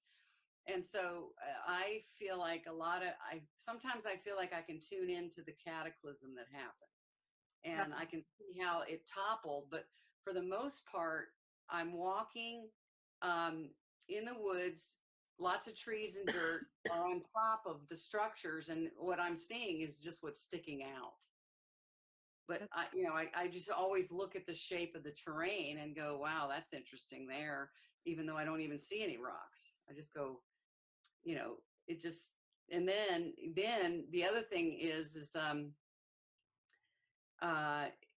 with Roger Spears, I mean, when we were in Ireland, we saw bones, and we saw that all the basically all the stone structures there are built from giant bones. That's what we saw. I mean, it's just crazy. What about that one castle and we looked out the window and we saw a bunch of elephants? Oh yeah. I don't remember which castle that was. It was at the cliff. At the cliff.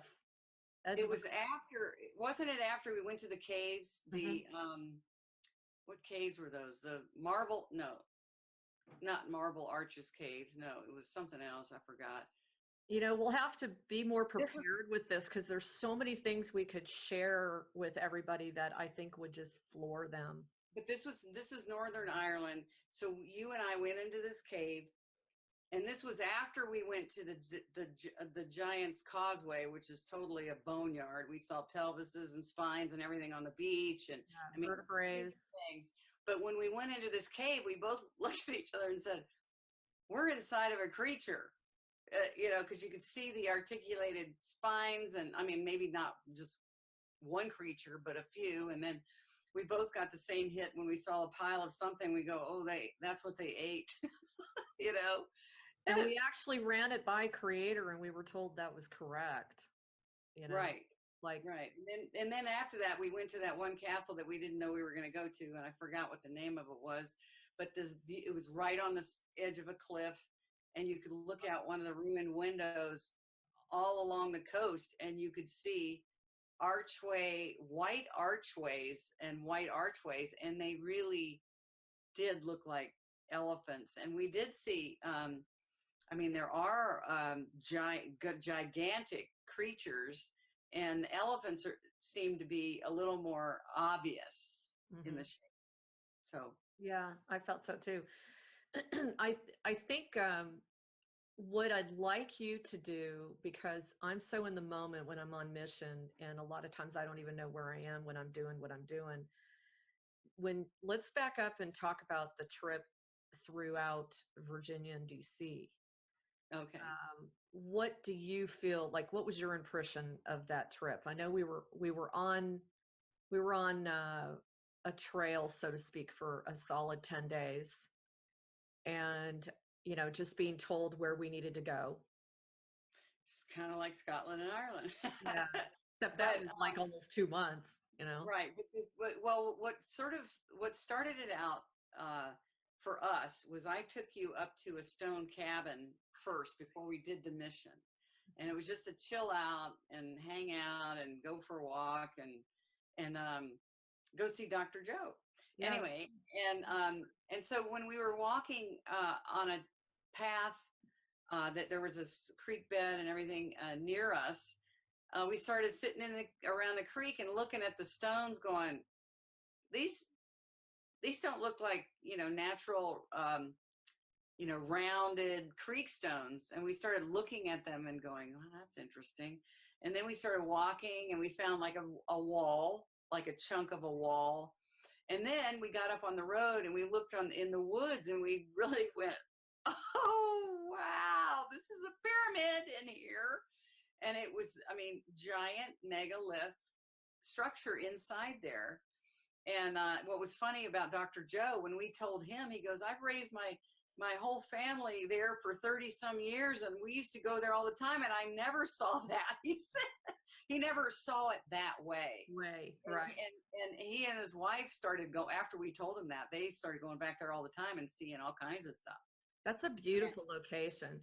I think too, one of the most memorable experiences was sitting on those gigantic rocks in the middle of the creek, because I was receiving a lot of information, and you and I were sitting there, and then it started raining. Right. It was just such an amazing experience. Just really feeling tuned in with Creator and Spirit. It was awesome.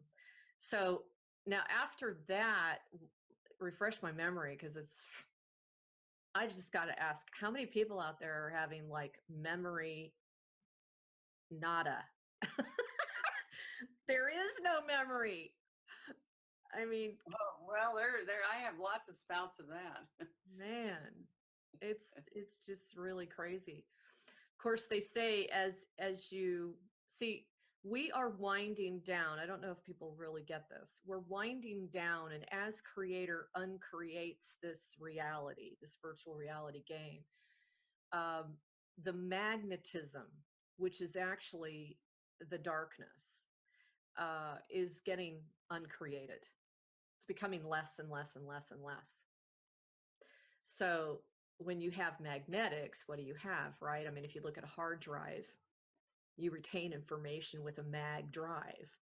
And the same applies with us, because we've had kind of like pieces of iron and metal and things like that that have been created in our bloodstream to keep our memories alive and that sort of thing. So that's why we're all losing our memories or not having, not having them intact like we used to. Right. But so let me see. After that, when we got in the car, where did we start, Laura? Because you're way more familiar. Well, we don't have to. Let's not give the exact locations. Right. So. Well, you mean when we came back to the house, we stayed another week, and then we decided to do the trip. Yeah. And so got the call from Ashtar. Yeah. Right. And so we started up the west side of Virginia, the old highway, and we started clearing the old Civil War trail. Oh my God. I mean, I was seeing Civil War soldiers, and that was very painful. That was very painful. We went to a lot of battlefields, and we actually remember we went to that one battlefield and a couple of beings showed up asking for our help. Yes. That was really intense. Yeah, because a lot of them are designated historic marks that you can see, and other ones we just knew that was going on there. And then we noticed there was lion statues at everybody's a lot of people's either the entryway on their porch or the entryway from their sidewalk or whatever. And then when we got to Winchester, whoops. Well, that library is amazing. I mean, it had amazing. Knights Templar stuff. The structure had so much code in it. It had Egyptian stuff. It had everything, and it looked like it was modeled after some, old building in Europe. Oh, it was gorgeous. And just to backtrack for a minute, I want to say one other thing. We all are familiar that we like to clear. Okay, we like to clear. Let's say that there's people that have passed, loved ones that are asking for help and assistance, and they haven't been able to kind of break out of this so-called dimension. Okay, so it's important to assist from that standpoint. But what I don't think people understand is these battlefields that we visit as historical locations, tons of blood was shed, right, on those locations.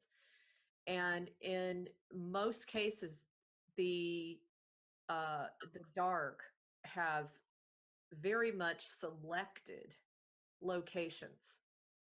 And there are things below ground that contribute to the ritualism of the blood that was shed on those locations. So it's not just merely about removing the imprint or the karmic implications, the cellular memory and that kind of thing. It's also about the fact that they will use those locations because the blood has been shed already, and there's going to be somehow either devices or rituals or certain things being done underneath those locations. I just wanted to say that. Right. Even in places that people didn't really think they would be. But I saw it over and over and over again. Right. So the other thing you started doing, I can't remember if we were doing it on that trip, but Ashtar wanted you to just do it while we were driving by, because there were so many places that we didn't have time to stop everywhere. Right. And there were times where they told us to just not do anything for a couple days to lay low. Yeah. Um, Yeah. We had quite a few of those in Scotland and Ireland. That's for well, sure. yeah, but I was gonna tell this thing that happened. I mean, we went into the north rim of Virginia, did some stuff, and we started coming down the east side. And there was an incident that happened at the Dulles Airport. Can I explain Sure. that? Yeah. Okay, so after we'd done some clearing, that looked like there was trying to be a false flag at Dulles Airport, where all these police were running all over the airport looking for a shooter, and the shooter didn't exist, was gone. And they, it was like either the actor or Yeah. the crisis actor didn't show up or was disappeared Or removed from creator. Yeah, I mean, so that it was really kind of funny, because if you didn't pay attention to it, because what they do is they just go, oh, never mind, and then they never mention it again. So then everybody, has a short attention span. If you didn't happen to hear it, when we did, you wouldn't know. And then Delta Airlines completely shut down all of their, remember that? Well, that was when we were at the ECETI Ranch. Oh, but there was another one, another airline. Oh, you mean when you came here? Yeah. Well, you flew in on Delta. Yeah, there was another airline. Remember, we did a clearing, and the airline kind of went down in their communications. When I asked what this is all about, everybody has to understand that when you're doing your work, it is so complex and multi-layered at this stage of the game. I mean, there are a gazillion light forces involved. Now, we refer to the light forces as Arcturians and Pleiadians and Lyrans and, so on, at Syrians and so on and so forth. But what I've been shown very clearly is those particular races that we see, in many instances, those are actually your aspects that are talking to you. They're actually you in another space and time, in another place, in another planet, whatever you want to call it. But when I say light forces, I'm talking about the galactic fleet, which is gigantic. And there have been several instances where Ashtar, even though he's not really thrilled about a lot of the channelings that come out, because there's so much distortion in what is being said. But he has made it very clear that they don't have a prayer up against the galactic fleets that are outside of this reality. Have you heard some of these channelings? I mean, he's making it very clear, because the cabal was threatening, that they were going to take him down and all this stuff, and they were like in a so-called higher dimension. But it's a joke compared to the forces that are upstairs. We're in good hands. We're in good hands. I just was reading a little bit of a Benjamin Fulford newsletter, and he was talking about the train wreck with all the politicians on it, and they basically said it was divine intervention. It was. That's what they said. Stopped it. Yep. It wasn't from him. He was just repeating what they were saying. And speaking of which, there's so many things Laura and I could talk about. So we're just kind of like, this is our first recording. We kind of wanted to do this and have fun at the same time and include all of you in it. And, I want to make it clear that if you want to drop an email to Laura, not me, she can assist us in addressing whatever questions you guys have. I was given a message this morning from Creator. I asked, what can I say to the public? And I want everybody to read between the lines here, but he said, checkmate. So that's really good news. Go upstairs and ask yourself. We're still at a place where, remember that no matter how much no matter how much there's an ability or a force outside of this virtual reality that could just shut this whole thing down like that, there's also the consideration of the least amount of bloodshed and damage and pain and suffering to all of the folks. Okay. And that is always a consideration. But when you hear something like checkmate, uh, think of every aspect, every circumstance, every tool, every device, every thing that you can imagine that the dark has used against humanity. Just think of that right now. You've got, Laura, you've what? Let's go through. We've got computer code that's used against us. We've got smart technology that's used against Well, us. all the technology is been that they have been hoarding from or hiding from us. They're using against us anyway. Right. You've got, and I want to talk about nanotechnology in a second because that's really a hot topic that's not as much information out there as I would like to see. You've got nanotechnology disbursement that's been out there. There's been what they've been doing to the food, the water, and the air. Okay, so that's a complete assault on our bodies. And by the way, look at your bodies. Okay, now granted, we're in a completely toxic world, but does it not blow you away that we're still alive and well?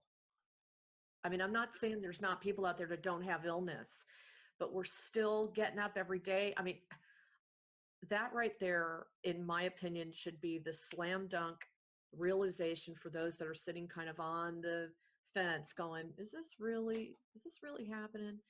I mean, that is divine intervention, folks. There's no way you can explain that away. You just can't. I have a really good example for that, and that is because I was in Seattle when Fukushima happened, and I thought, really, if it was supposed to happen, I mean, if there was not any intervention at all, I should be bone dust. Yeah, really. True.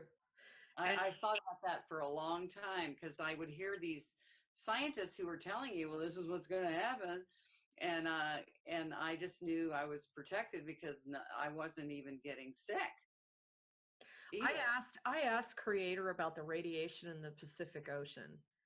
And I said, is it as bad as they've, reported? And he just kept saying, look, we're on top of things. I mean, he monitors everything you can imagine. And he's got this humongous force, which in many cases are higher aspects of those of you that are listening to this interview. And you may not be consciously aware at all. And it depends on your agreement. I want to say this, Lord, don't want to interrupt you, but so many people that I have sessions with, they feel less than because they're not getting, direct communication, and they feel like they should be on it and they should know more and that kind of thing. But please realize those are agreements that you made. Depending on what you're involved in, depending on how hot of a hot potato it is and how much it's going to put you in danger, will in many cases determine how unable you are to receive clairvoyant, clairaudient, clairsentient information. He really made that clear. It is an agreement that you chose to make before you came down this last time. That's a whole different way of looking at it, Laura.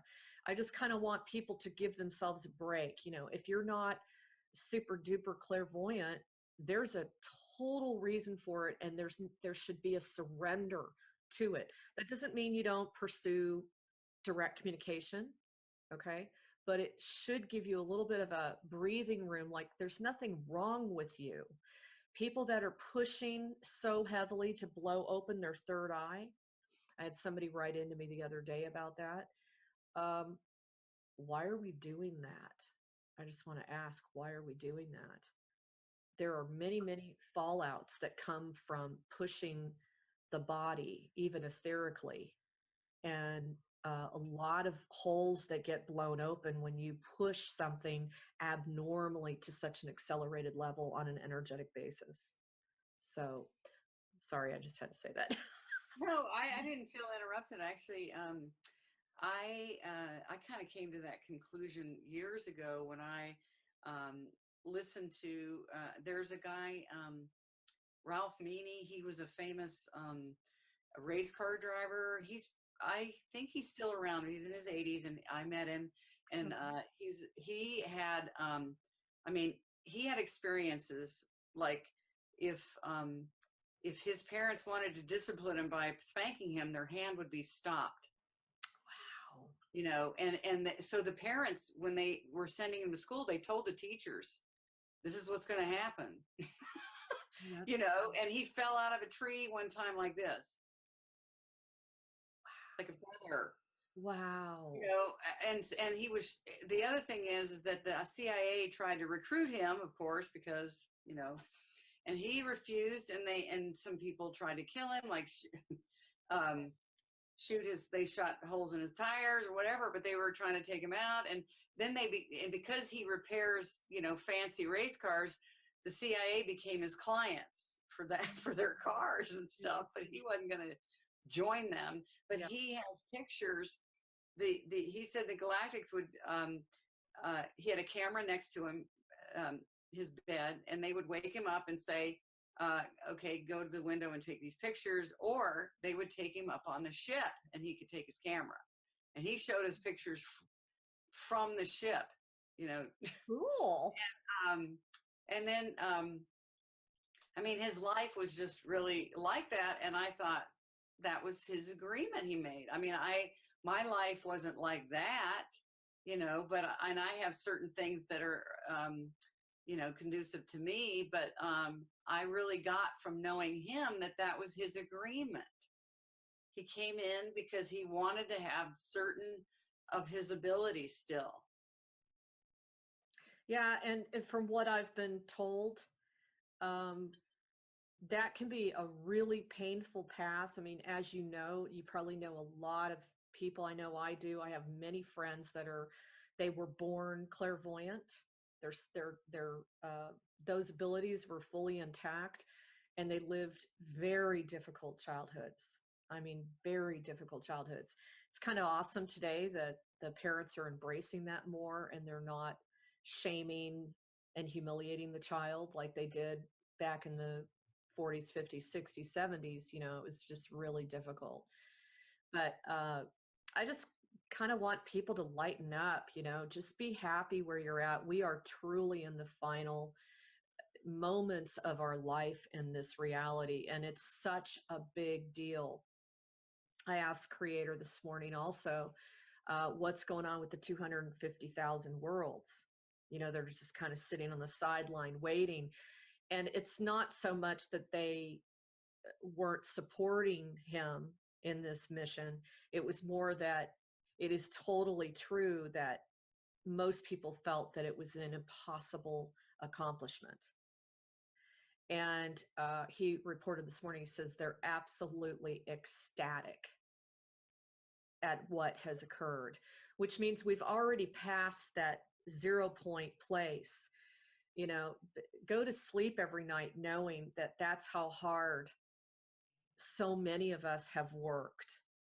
And, you know, those of us that are on the ground, they couldn't have done it without us. This was a very coordinated operation. Laura and I went into several missions that we did in Virginia and Washington, D.C.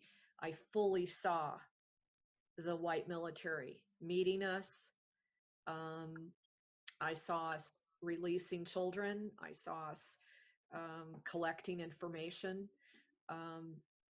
That's been kind of something that I've been doing, you know, for a long time, is working on the pedophile ring behind the scenes.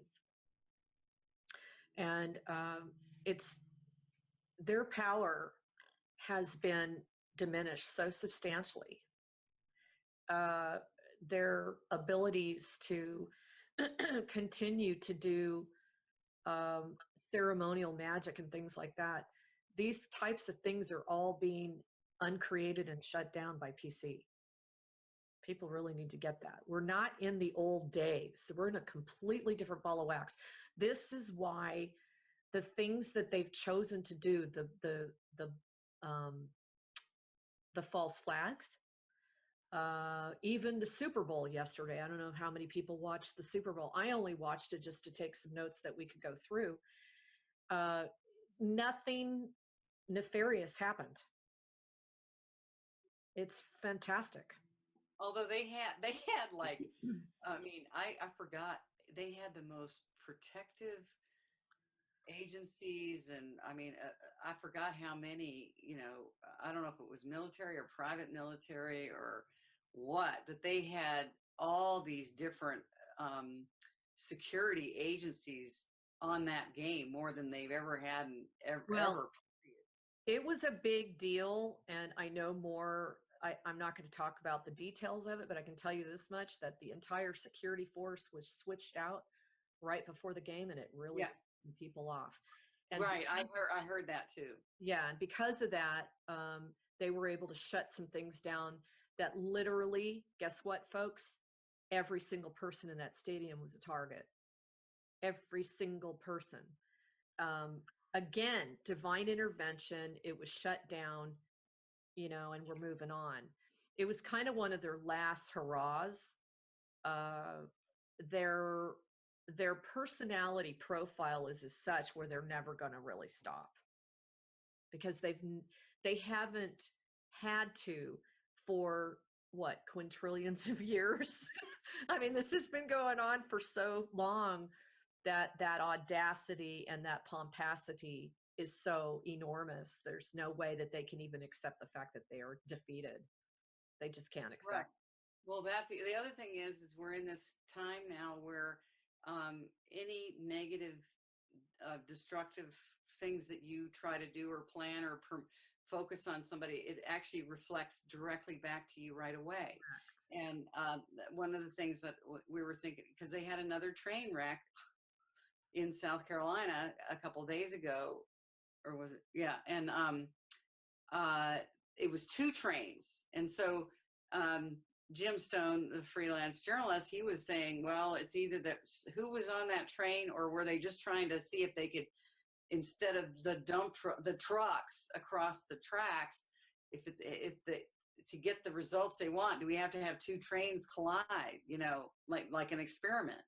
I actually, I agree with that. And, the first train wreck, I say to Laura all the time, I cannot understand why people aren't getting, and I'm talking people that are pretty aware, why they're not getting that this is so beyond Trump versus Hillary. This is so beyond, what I'm saying is Democrat versus Republican. You can pretty much bank on the majority of the people that are extremely negative and trashing Trump. They're part probably of the pedophile ring, period. It's like, I see it, when you watch Hollywood, and they're coming out with things and they're using platforms that they shouldn't be using to trash Donald Trump. I can tell you right now, it's very clear. So for any of those of you out there that can sense or see or hear, go upstairs and ask. Because the people that are the most vocal, it's like what my dad used to say, I think thou doth protest too much. Okay. It's those that are protesting greatly that are really super guilty, and they have a lot to hide, and they're now running scared. And people are starting to turn against each other within the cabal. People are singing, and they're sharing a lot of information that's even opening up more doors to bring more of the network down. So it's just accelerating. Don't forget, there's like a momentum involved that's it's like a snowball going downhill. It can't be stopped anymore. It's just it's over the top, the momentum. Even with the light forces are really, think how long they've been working. I really want to honor the men and women who are just so totally putting their lives on the line. And these are like galactic forces that we don't see. We can't really, talk to them personally, let's say, unless it's on the etheric. But let me tell you, they're working just as hard as the folks that are on the ground here, if not more, you know. Yep, I think they took out that missile headed toward Hawaii too. They did. That was Because divine there were intervention. people that took some really good pictures of and film of a bunch of ships during that time, and then there was a whole bunch of tourists that actually saw it being taken out. Yeah, and apparently you were mentioning to me the other day, there's planes falling out of the sky, there's helicopters shutting down and things like that. This is going to continue to happen as they continue to do something hostile, damaging, destructive. It's not going to be tolerated. We're way past that point. Now, I do want to bring up something else Laura and I talked about, and that was if you haven't noticed already, there's a lot of bizarre deaths going on. We're hearing, somebody's son who's only 8 years old suddenly dies, or a 33-year-old girl commits suicide, or you're hearing a lot of this. And I have a couple of friends that are hospice nurses. They're telling me some very bizarre things. Lots of people passing right now, lots and lots and lots. And this can really take a toll on those of us that are on the ground that care about them and love them. But just remember, it's very short-lived, and it just represents that everybody's kind of racing to the gate to get out of here, okay, to get ready, to be prepared to go, first of all into the healing chambers, then you're going to get deprogrammed, and then you're going to go into your own healing school kind of thing, where you work on yourself. So this is all good. One of the things I just got so devastated about was the 1 million kangaroos that, just fell over because they ate GMO wheat, and no other animal would even eat the kangaroos. So that if that doesn't tell you how toxic that situation was, I get just so in despair hearing about, the elderly, the children, all this stuff. And PC just said to me, he says, listen, don't focus on that at this final hour. Just realize this is an ends to a means, and they're all in their own way. There are many that are actually trying to send messages out to the world to bring awareness. These people dying of vaccines lately, Laura, they get a vaccine and they're dead within hours. That's been reported lately. And this is their way of contributing to the awareness of the planet. Go ahead. Right. We've been having deaths in our family, and I mean, close to my family, like both my nephews that are in their 20s lost two friends. I mean, recently, one was even at his wedding that I went to right after we came back from Ireland. And he was there. I probably danced with him, and they found him dead in his bed. And then my other nephew, his friend that he went to high school with, was dead on his porch. I mean, and then my nephew still lost his brother-in-law like last week. He just dropped dead, and this guy's 38. I mean, so I'm like, what is this? Too, but I'm glad you just, reminded me too. Yeah, it's all about the exit plans. And, PC talked about that, 9 months ago? I can't remember when it was, but he was really trying to prepare people. Exit plans are in order. If you did not choose your exit plan, it would be chosen for you. And that statement really applies more to those that are participating in the cabal, because they refused to take their exit plans, as you know. We've heard that over and over again. So, Laura, did you have a chance to watch the presidential State of the Union address? Yes, I did. And I think let's talk about that a little bit. What were your feelings? I took some notes as well. Well, I felt like he was talking to them. By the statement that hit me the most was um, to honor the public servants who really do serve the people, and to fire the people who are totally working against us. I mean, that's not exactly the words, but he did. That's what he meant, and Yeah. he meant all these the trafficking. I mean, everything. The organ, the people that are getting paid, we're paying their salary or whatever, and they're getting paid through the organ harvesting and the child trafficking and the slaves and all this stuff. They're all tied to that. And you could see half of his audience, they were just sitting there practically with their arms crossed and looking at him with a dirty look. And Nancy Pelosi looked like she was going to swallow her dentures. I mean, she looked was. and She was howling. she got interviewed right before that about the FISA memo and Oh, she did?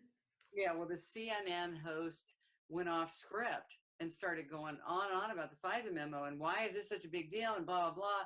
And Nancy is all flustered and she can't really say, she's not making any sense, even though she's trying to answer. And he keeps going on. And finally she says, you just don't know what you're talking about, like that. That's all she could say. And then I've seen her say that on another interview.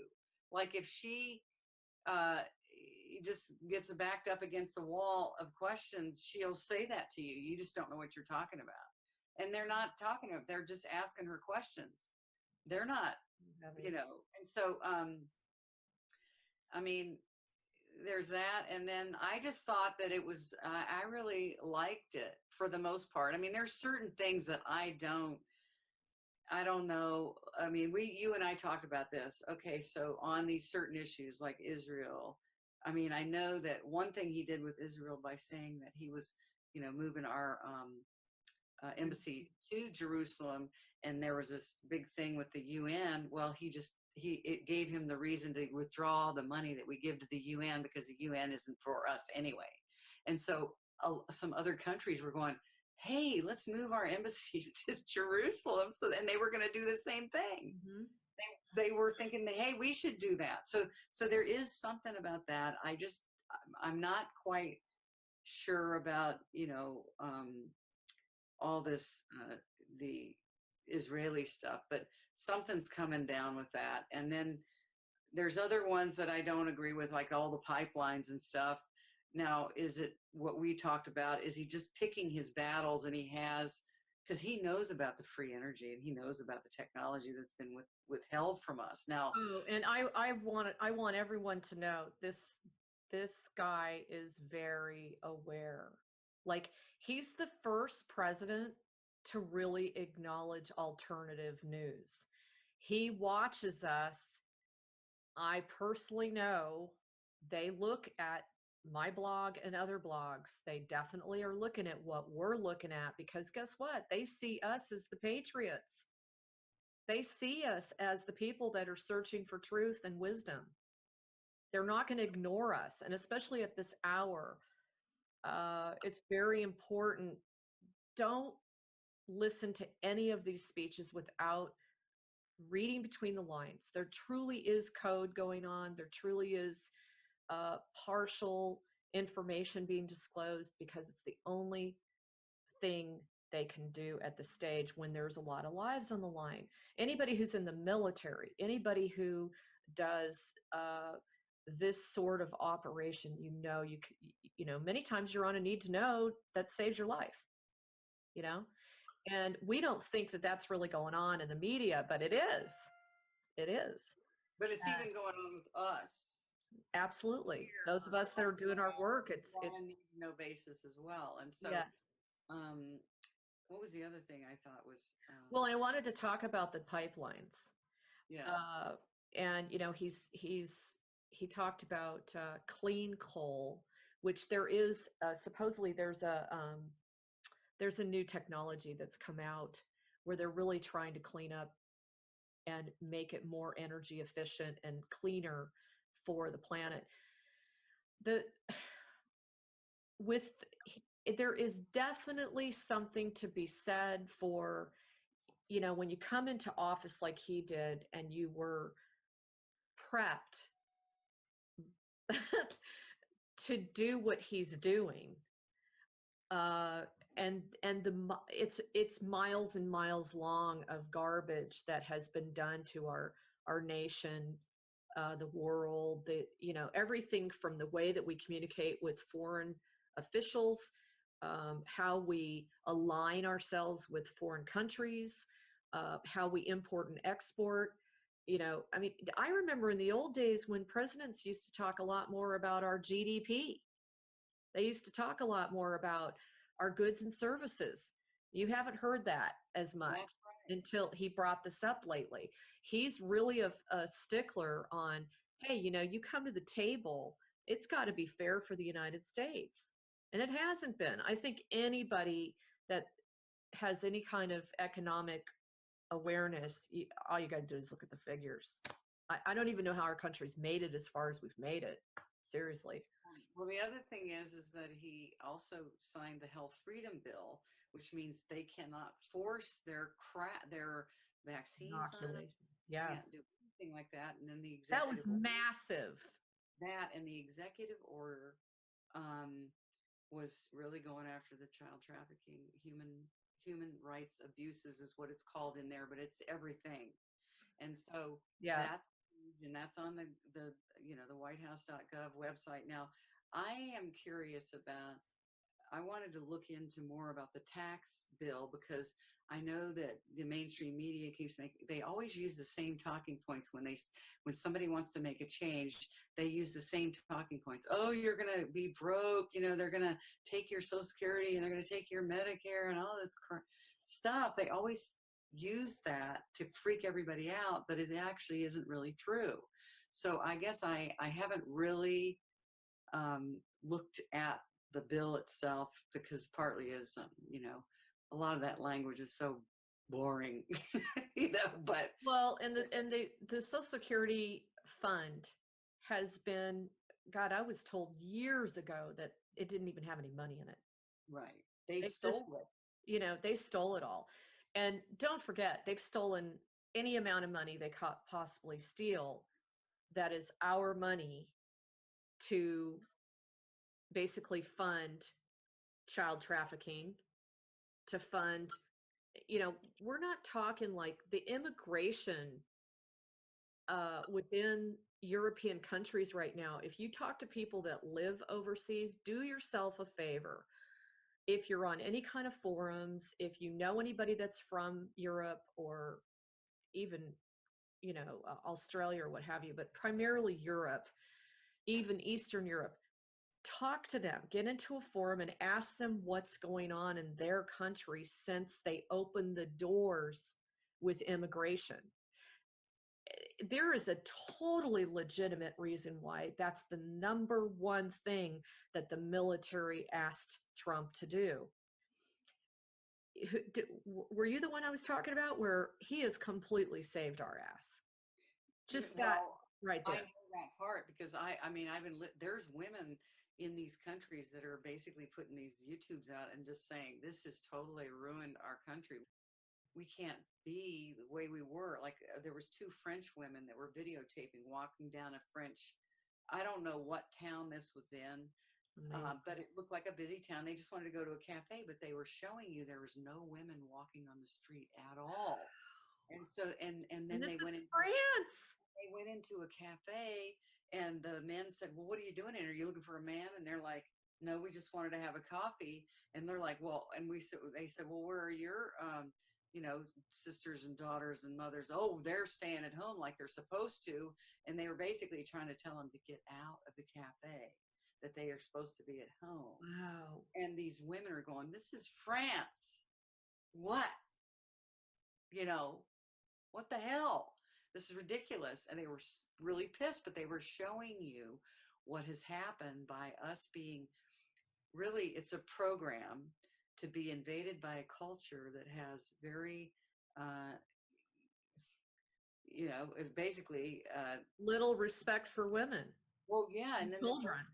Right. I mean, I'm not saying everybody that's Muslim is like that, because I had a Muslim boyfriend for 7 years who was African in not South Africa, from Senegal, and he was raised in a matriarchy, and he didn't have any of that kind of attitude at all. And well, that's true of all. Isn't that true of all religions? I mean, seriously, you've got your good and your bad. right, In this reality, you have that. And right, but I think it sounds like but it seems like the program is infiltrating with mostly single men.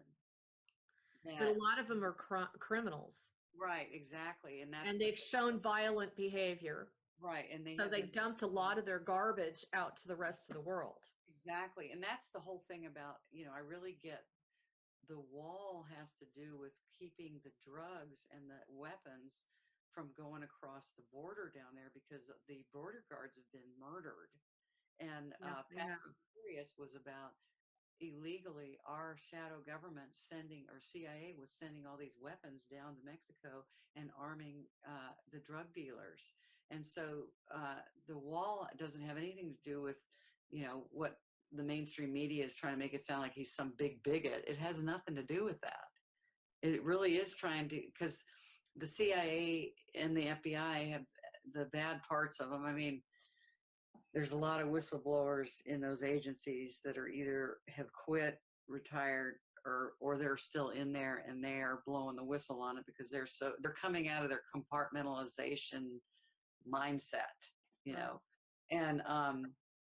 and so the main, what they've been doing is creating these programs to infiltrate, the countries and really screw us up, like just take our money away. So the only way, I mean, let's say for Social Security, when you were saying that about, that thing's there's been nothing in there because the way we're run is basically numbers on a computer. So they just give you a number in your computer, from their computer, and just put it in your computer bank, how it does. And if there's really nothing behind it, it does buy you goods and services, but it's actually really a debt, and it's fake.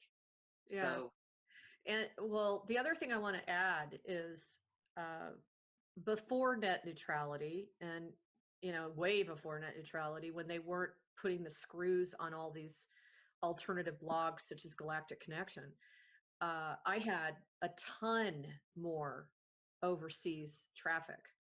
And I want everyone to know it is totally real that they have shut down and filtered our ability to reach the rest of the world.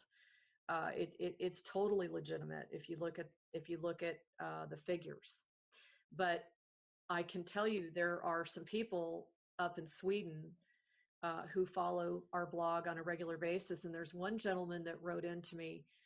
He wrote a very long letter. It was so impacting. This is maybe 2 years ago, maybe, but it was so impacting on me. I was crying.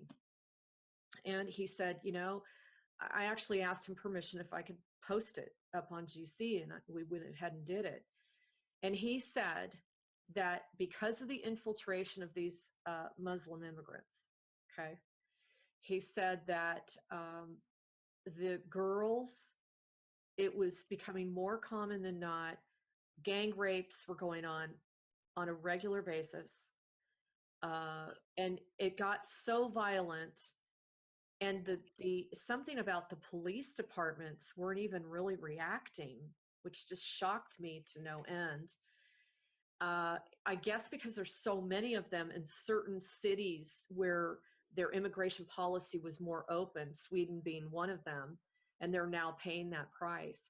But they said that these young girls and even older women, lots of rape going on because you're coming from a culture where you didn't even get to look at a woman, right? Either they were veiled, they couldn't speak to them. The only way they would talk to them is behind the door of their house, right? And here they are walking around. The Swedes are, of course, a very beautiful race with, the very white blonde hair and the blue eyes and that kind of thing. And he said it had become so political, even within the local authorities, because of this immigration policy. And he said it got to the point where even the men are afraid to walk around in their own country. Yeah. And they've literally taken over towns to the point where they don't even want to walk out of their houses. Now, what does that sound like to you? Sounds like Dearborn, Michigan. Yeah, that too. I've been there. That's happened to Dearborn, Michigan, and they were circumcising the little girls. Now, a few of the doctors have gone to jail, but they get out really fast. So there's definitely a program to this. And I'm going to say really clearly, this is not to be anti-Muslim, please. You know, there's, like we said, we're talking about those that have come into these countries. They're ignoring their culture. They're bringing their ideals in and demanding that everybody change their lives because that's what they believe in. And they're committing atrocious acts, you know. And also, that's the point of the program. That's what it's for. Destroy the individual cultures, the uniqueness of each of us. Yeah, that's a good point. Well, I have a whole bunch of notes. I wanted to know, did you pick up on the excitement in the air when he was doing that speech, and the applause was unbelievable compared and then the train wreck the next day even made it even. You said that the politicians that were on the train, that gave them even more resolve. And they probably, I would have loved to have been a fly on the wall at the Greenbrier Retreat Center when Trump came to speak to them. That would have been amazing. I bet. And again, for those folks out there that, you know, I know there's like people walk right into me and they go, oh God, my family, I can't get them to wake up about this. But how can you not deny having a speech, and how many hours later they take the train down? 12. It wasn't even that, you know, hardly any. The other, look at things metaphorically too. The fact that they used a dump truck, right? Some sort of dump truck to block the way. And even the kid that was driving or that was killed was 26. 26 is an 8, which is their favorite number. Okay, they actually, 8 represents infinity symbol, and it's the symbol that really totally means you never get out. Don't ever forget that. 8s are their number. Look for 8s. They're all over the place. Yesterday, God, something that went down in the Super Bowl was an 8. I was seeing them all over the place. They had ads of the players that pretty much had the players' shirts, and they spelled 9/11. Interesting. Like part 2, actually 9/11 part 2 is what it showed on these flyers advertising the game. That's interesting. Yeah. Very interesting. Well, just to reiterate, let me see. These are what he's claiming are some of the things he's done in just a year's time. Let me see. 2.4 million new jobs are being slated. 200,000 new manufacturing jobs, which they say is just unheard of in such a short period of time. Let me see. Raising the wages. So that's a biggie. Raising the minimum wage is definitely going to help the middle class. And let me see. 42-year low on unemployment claims. 42-year low. So that would take us back to what, Laura? We got 18 years. Wow. So, wow. Okay. That's not bad. Let me see. Hispanic, lowest unemployment in the history. These are the things he said. $8 trillion increase in the stock market value. This was a biggie. 401ks and college savings have gone through the roof. That's been a really big complaint for those that are in the mainstream, is they've just been nickeling and diming and taxing to death. Okay, now I mean, it's such a joke that you're already taxed when you receive your paycheck for those that are out there in the corporate world. Okay. Then you want to put it in the 401k, but then when you want to take it out, you get taxed again. Right. Okay. And you even get taxed, maybe depending on what kind of account it is, you get taxed when you put it in.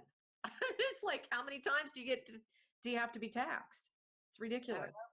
My brother, he said that he's going to get more money in his check because of what he did.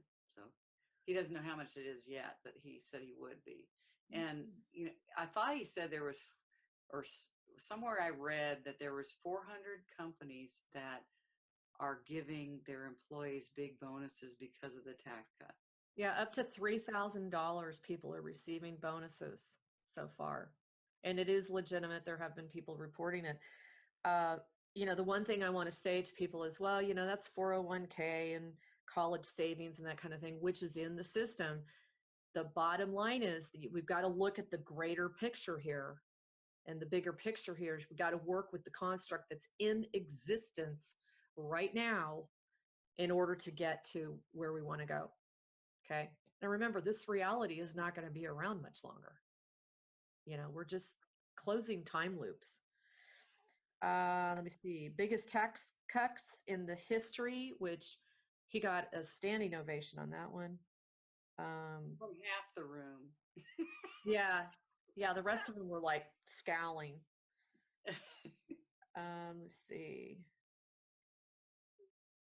Oh, first $24,000 in earnings are not getting taxed. So that was changed for the poverty to lower class, lower class financial sector. Let me see. He doubled child tax credits. Right. So that's a big deal for your average middle class. They're really trying to help the middle class because it's disappeared. Right. I mean, well, that was on purpose too. Yeah. Oh, this was key. Did anybody pick up on this? He said this will be the last time to file under the old broken system. I heard that. Now that could mean many things, folks. Many, many things.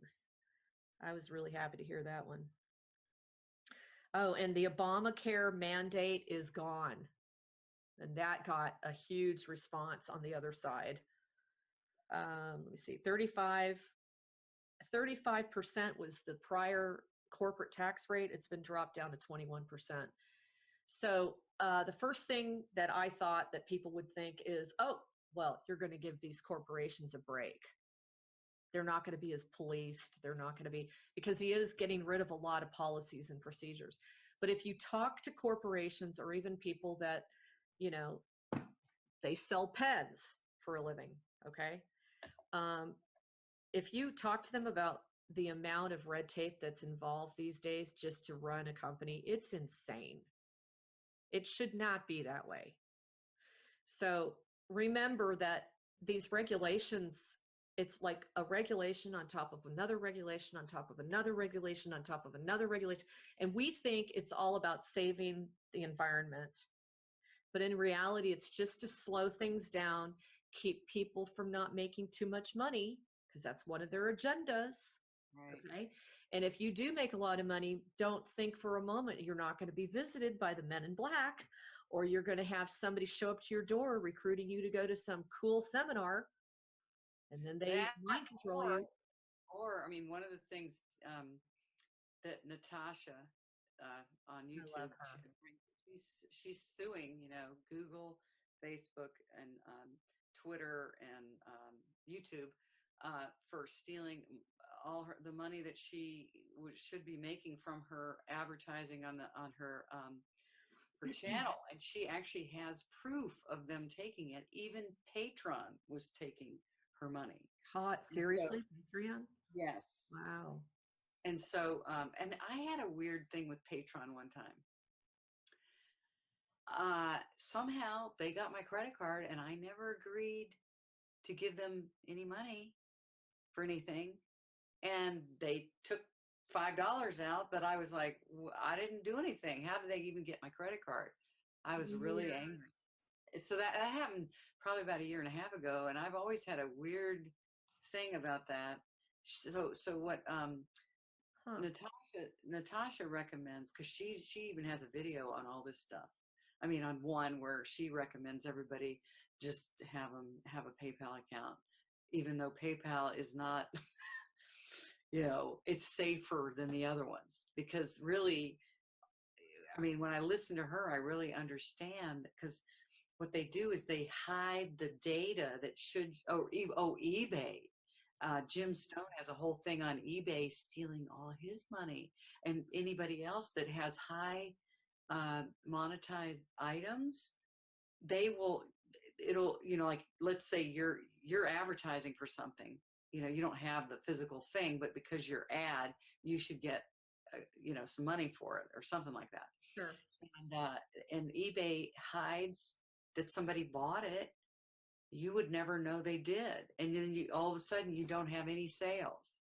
Whoa. And he said, pay attention to things that you were selling that were selling, and all of a sudden they're not. Because he's a tech, he is some kind of IT extraordinaire. I don't know how else to describe it, but he understands how it works and how to find out what they really been doing. He does. You know what, Laura, for those that don't run a blog, it's hard for you to wrap your brain around the things that could actually be happening just on a basic blog, but you'd be shocked the stuff I've seen them do to Galactic Connection. And you can watch it. You can actually watch putting in some very hot tamale post up there, and you can actually watch somebody removing it, or they write over it, or they make it into nonsensible codes and gibble and gibberish and that kind of thing. That's just one of many crazy, weird things that they can do because it's code. That's what Jim Stone was saying, is that he caught where they were commandeering his whatever he was selling, and he could see what they were doing. So because he's an IT person, really knows his stuff, he went in and he blocked that from happening, or redid his password so that whoever was doing it, and that person, whoever was doing it, locked him out of his own account right after that. So it's this, wow. That's the cyber war too. That's part of it. Yeah. Now, when I got shut down for 5 days after announcing that ISIS was funded by ExxonMobil and BP Petroleum, with Mike Harris of Veterans Today, I don't know if he's still up there doing that stuff or not, but anyway, haven't talked to him in a while. That I was told over and over and over by Ashtar. At that time, he was saying, don't worry about it. You chose to go through this so that we could what's the word he said? It's like we re-implemented a different way of using the web so that they could no longer just flip a switch and turn you off. Oh, so the kill switch is no longer. Yeah. So, we did a bunch of work up there for all blogs, by the way. Okay. So things could be a lot worse than they have been. This is why we're still running strong. You've got a lot of strong blogs such as mine where we're still up there and we're still prodding along, even though the pressure has been at its all-time high to shut us up, to pass legislation like net neutrality, which sounds really wonderful, but it's not. It's crazy. Well, they always try to make it sound like something you would agree with, but it's really, if you look at what they're actually doing, it's not. No. It's just to get you to agree. True. And relax. Like, oh, we have it handled because, we named it this, Yeah. Now, this was interesting. Did anybody pick up on this? Let me see. He said he desired the love and loyalty in return from the country. and he talked about saluting the flag. Do you remember that? Hands on the heart. He talked about, let's go back to hands on the heart, saluting the flag, and putting the Christ back in Christmas. And I noticed yesterday at the Super Bowl, a lot of players had their hands on their hearts. Well, I was really shocked. I noticed the flag behind him did not have any gold fringe. I noticed that too. I thought that was pretty cool. I was like, ooh, this is interesting. Yeah. Then he talked about judges' interpretations should be constitutional as written. And they just announced, I think it was yesterday or this morning, that first time ever, one of the federal judges out of Texas has been arrested. For what? This is a big deal. I didn't get a chance to really listen to it, but that sets a precedence finally. Because I've been wondering when they were going to start going after the judges. Well, that's the whole thing is he's replacing They're the judges huge. more than anybody has because they are so corrupt. Yeah. Now, I got a care to petition from a woman who's owned property in her family for 50 years or whatever, and it's been paid for over 30 years, and Wells Fargo was trying to sell it out from underneath them.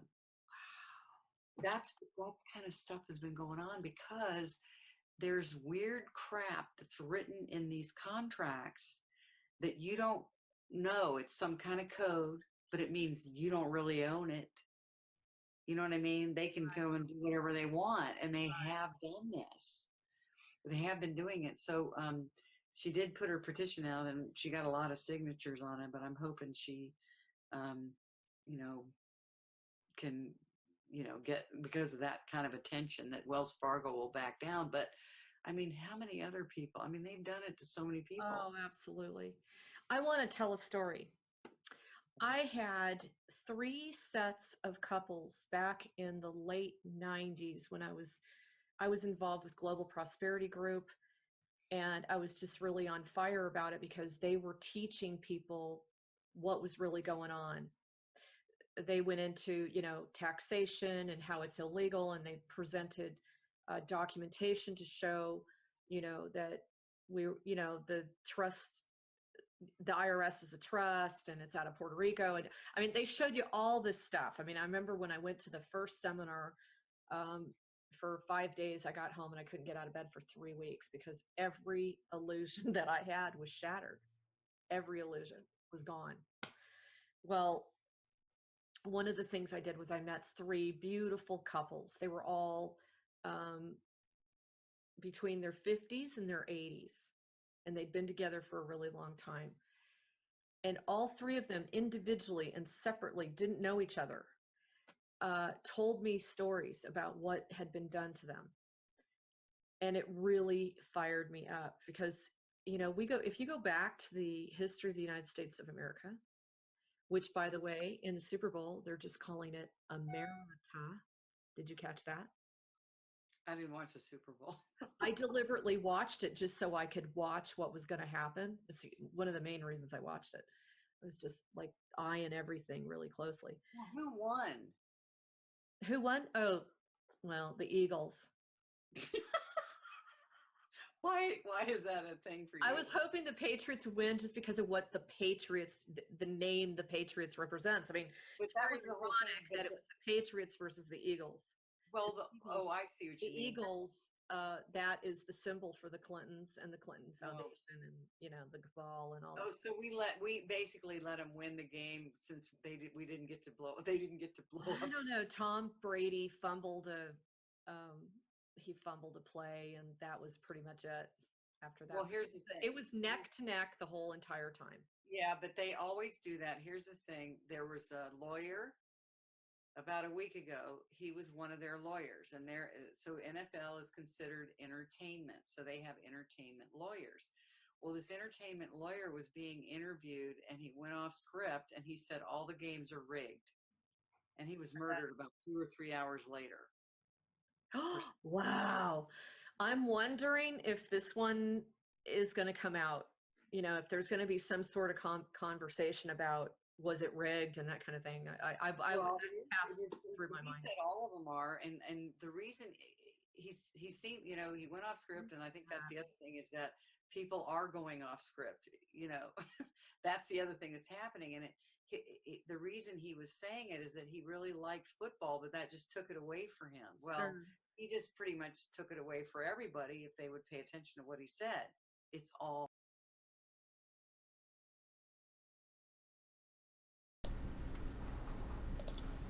Okay, guys. Interesting stuff. Check out Galactic Connection on YouTube.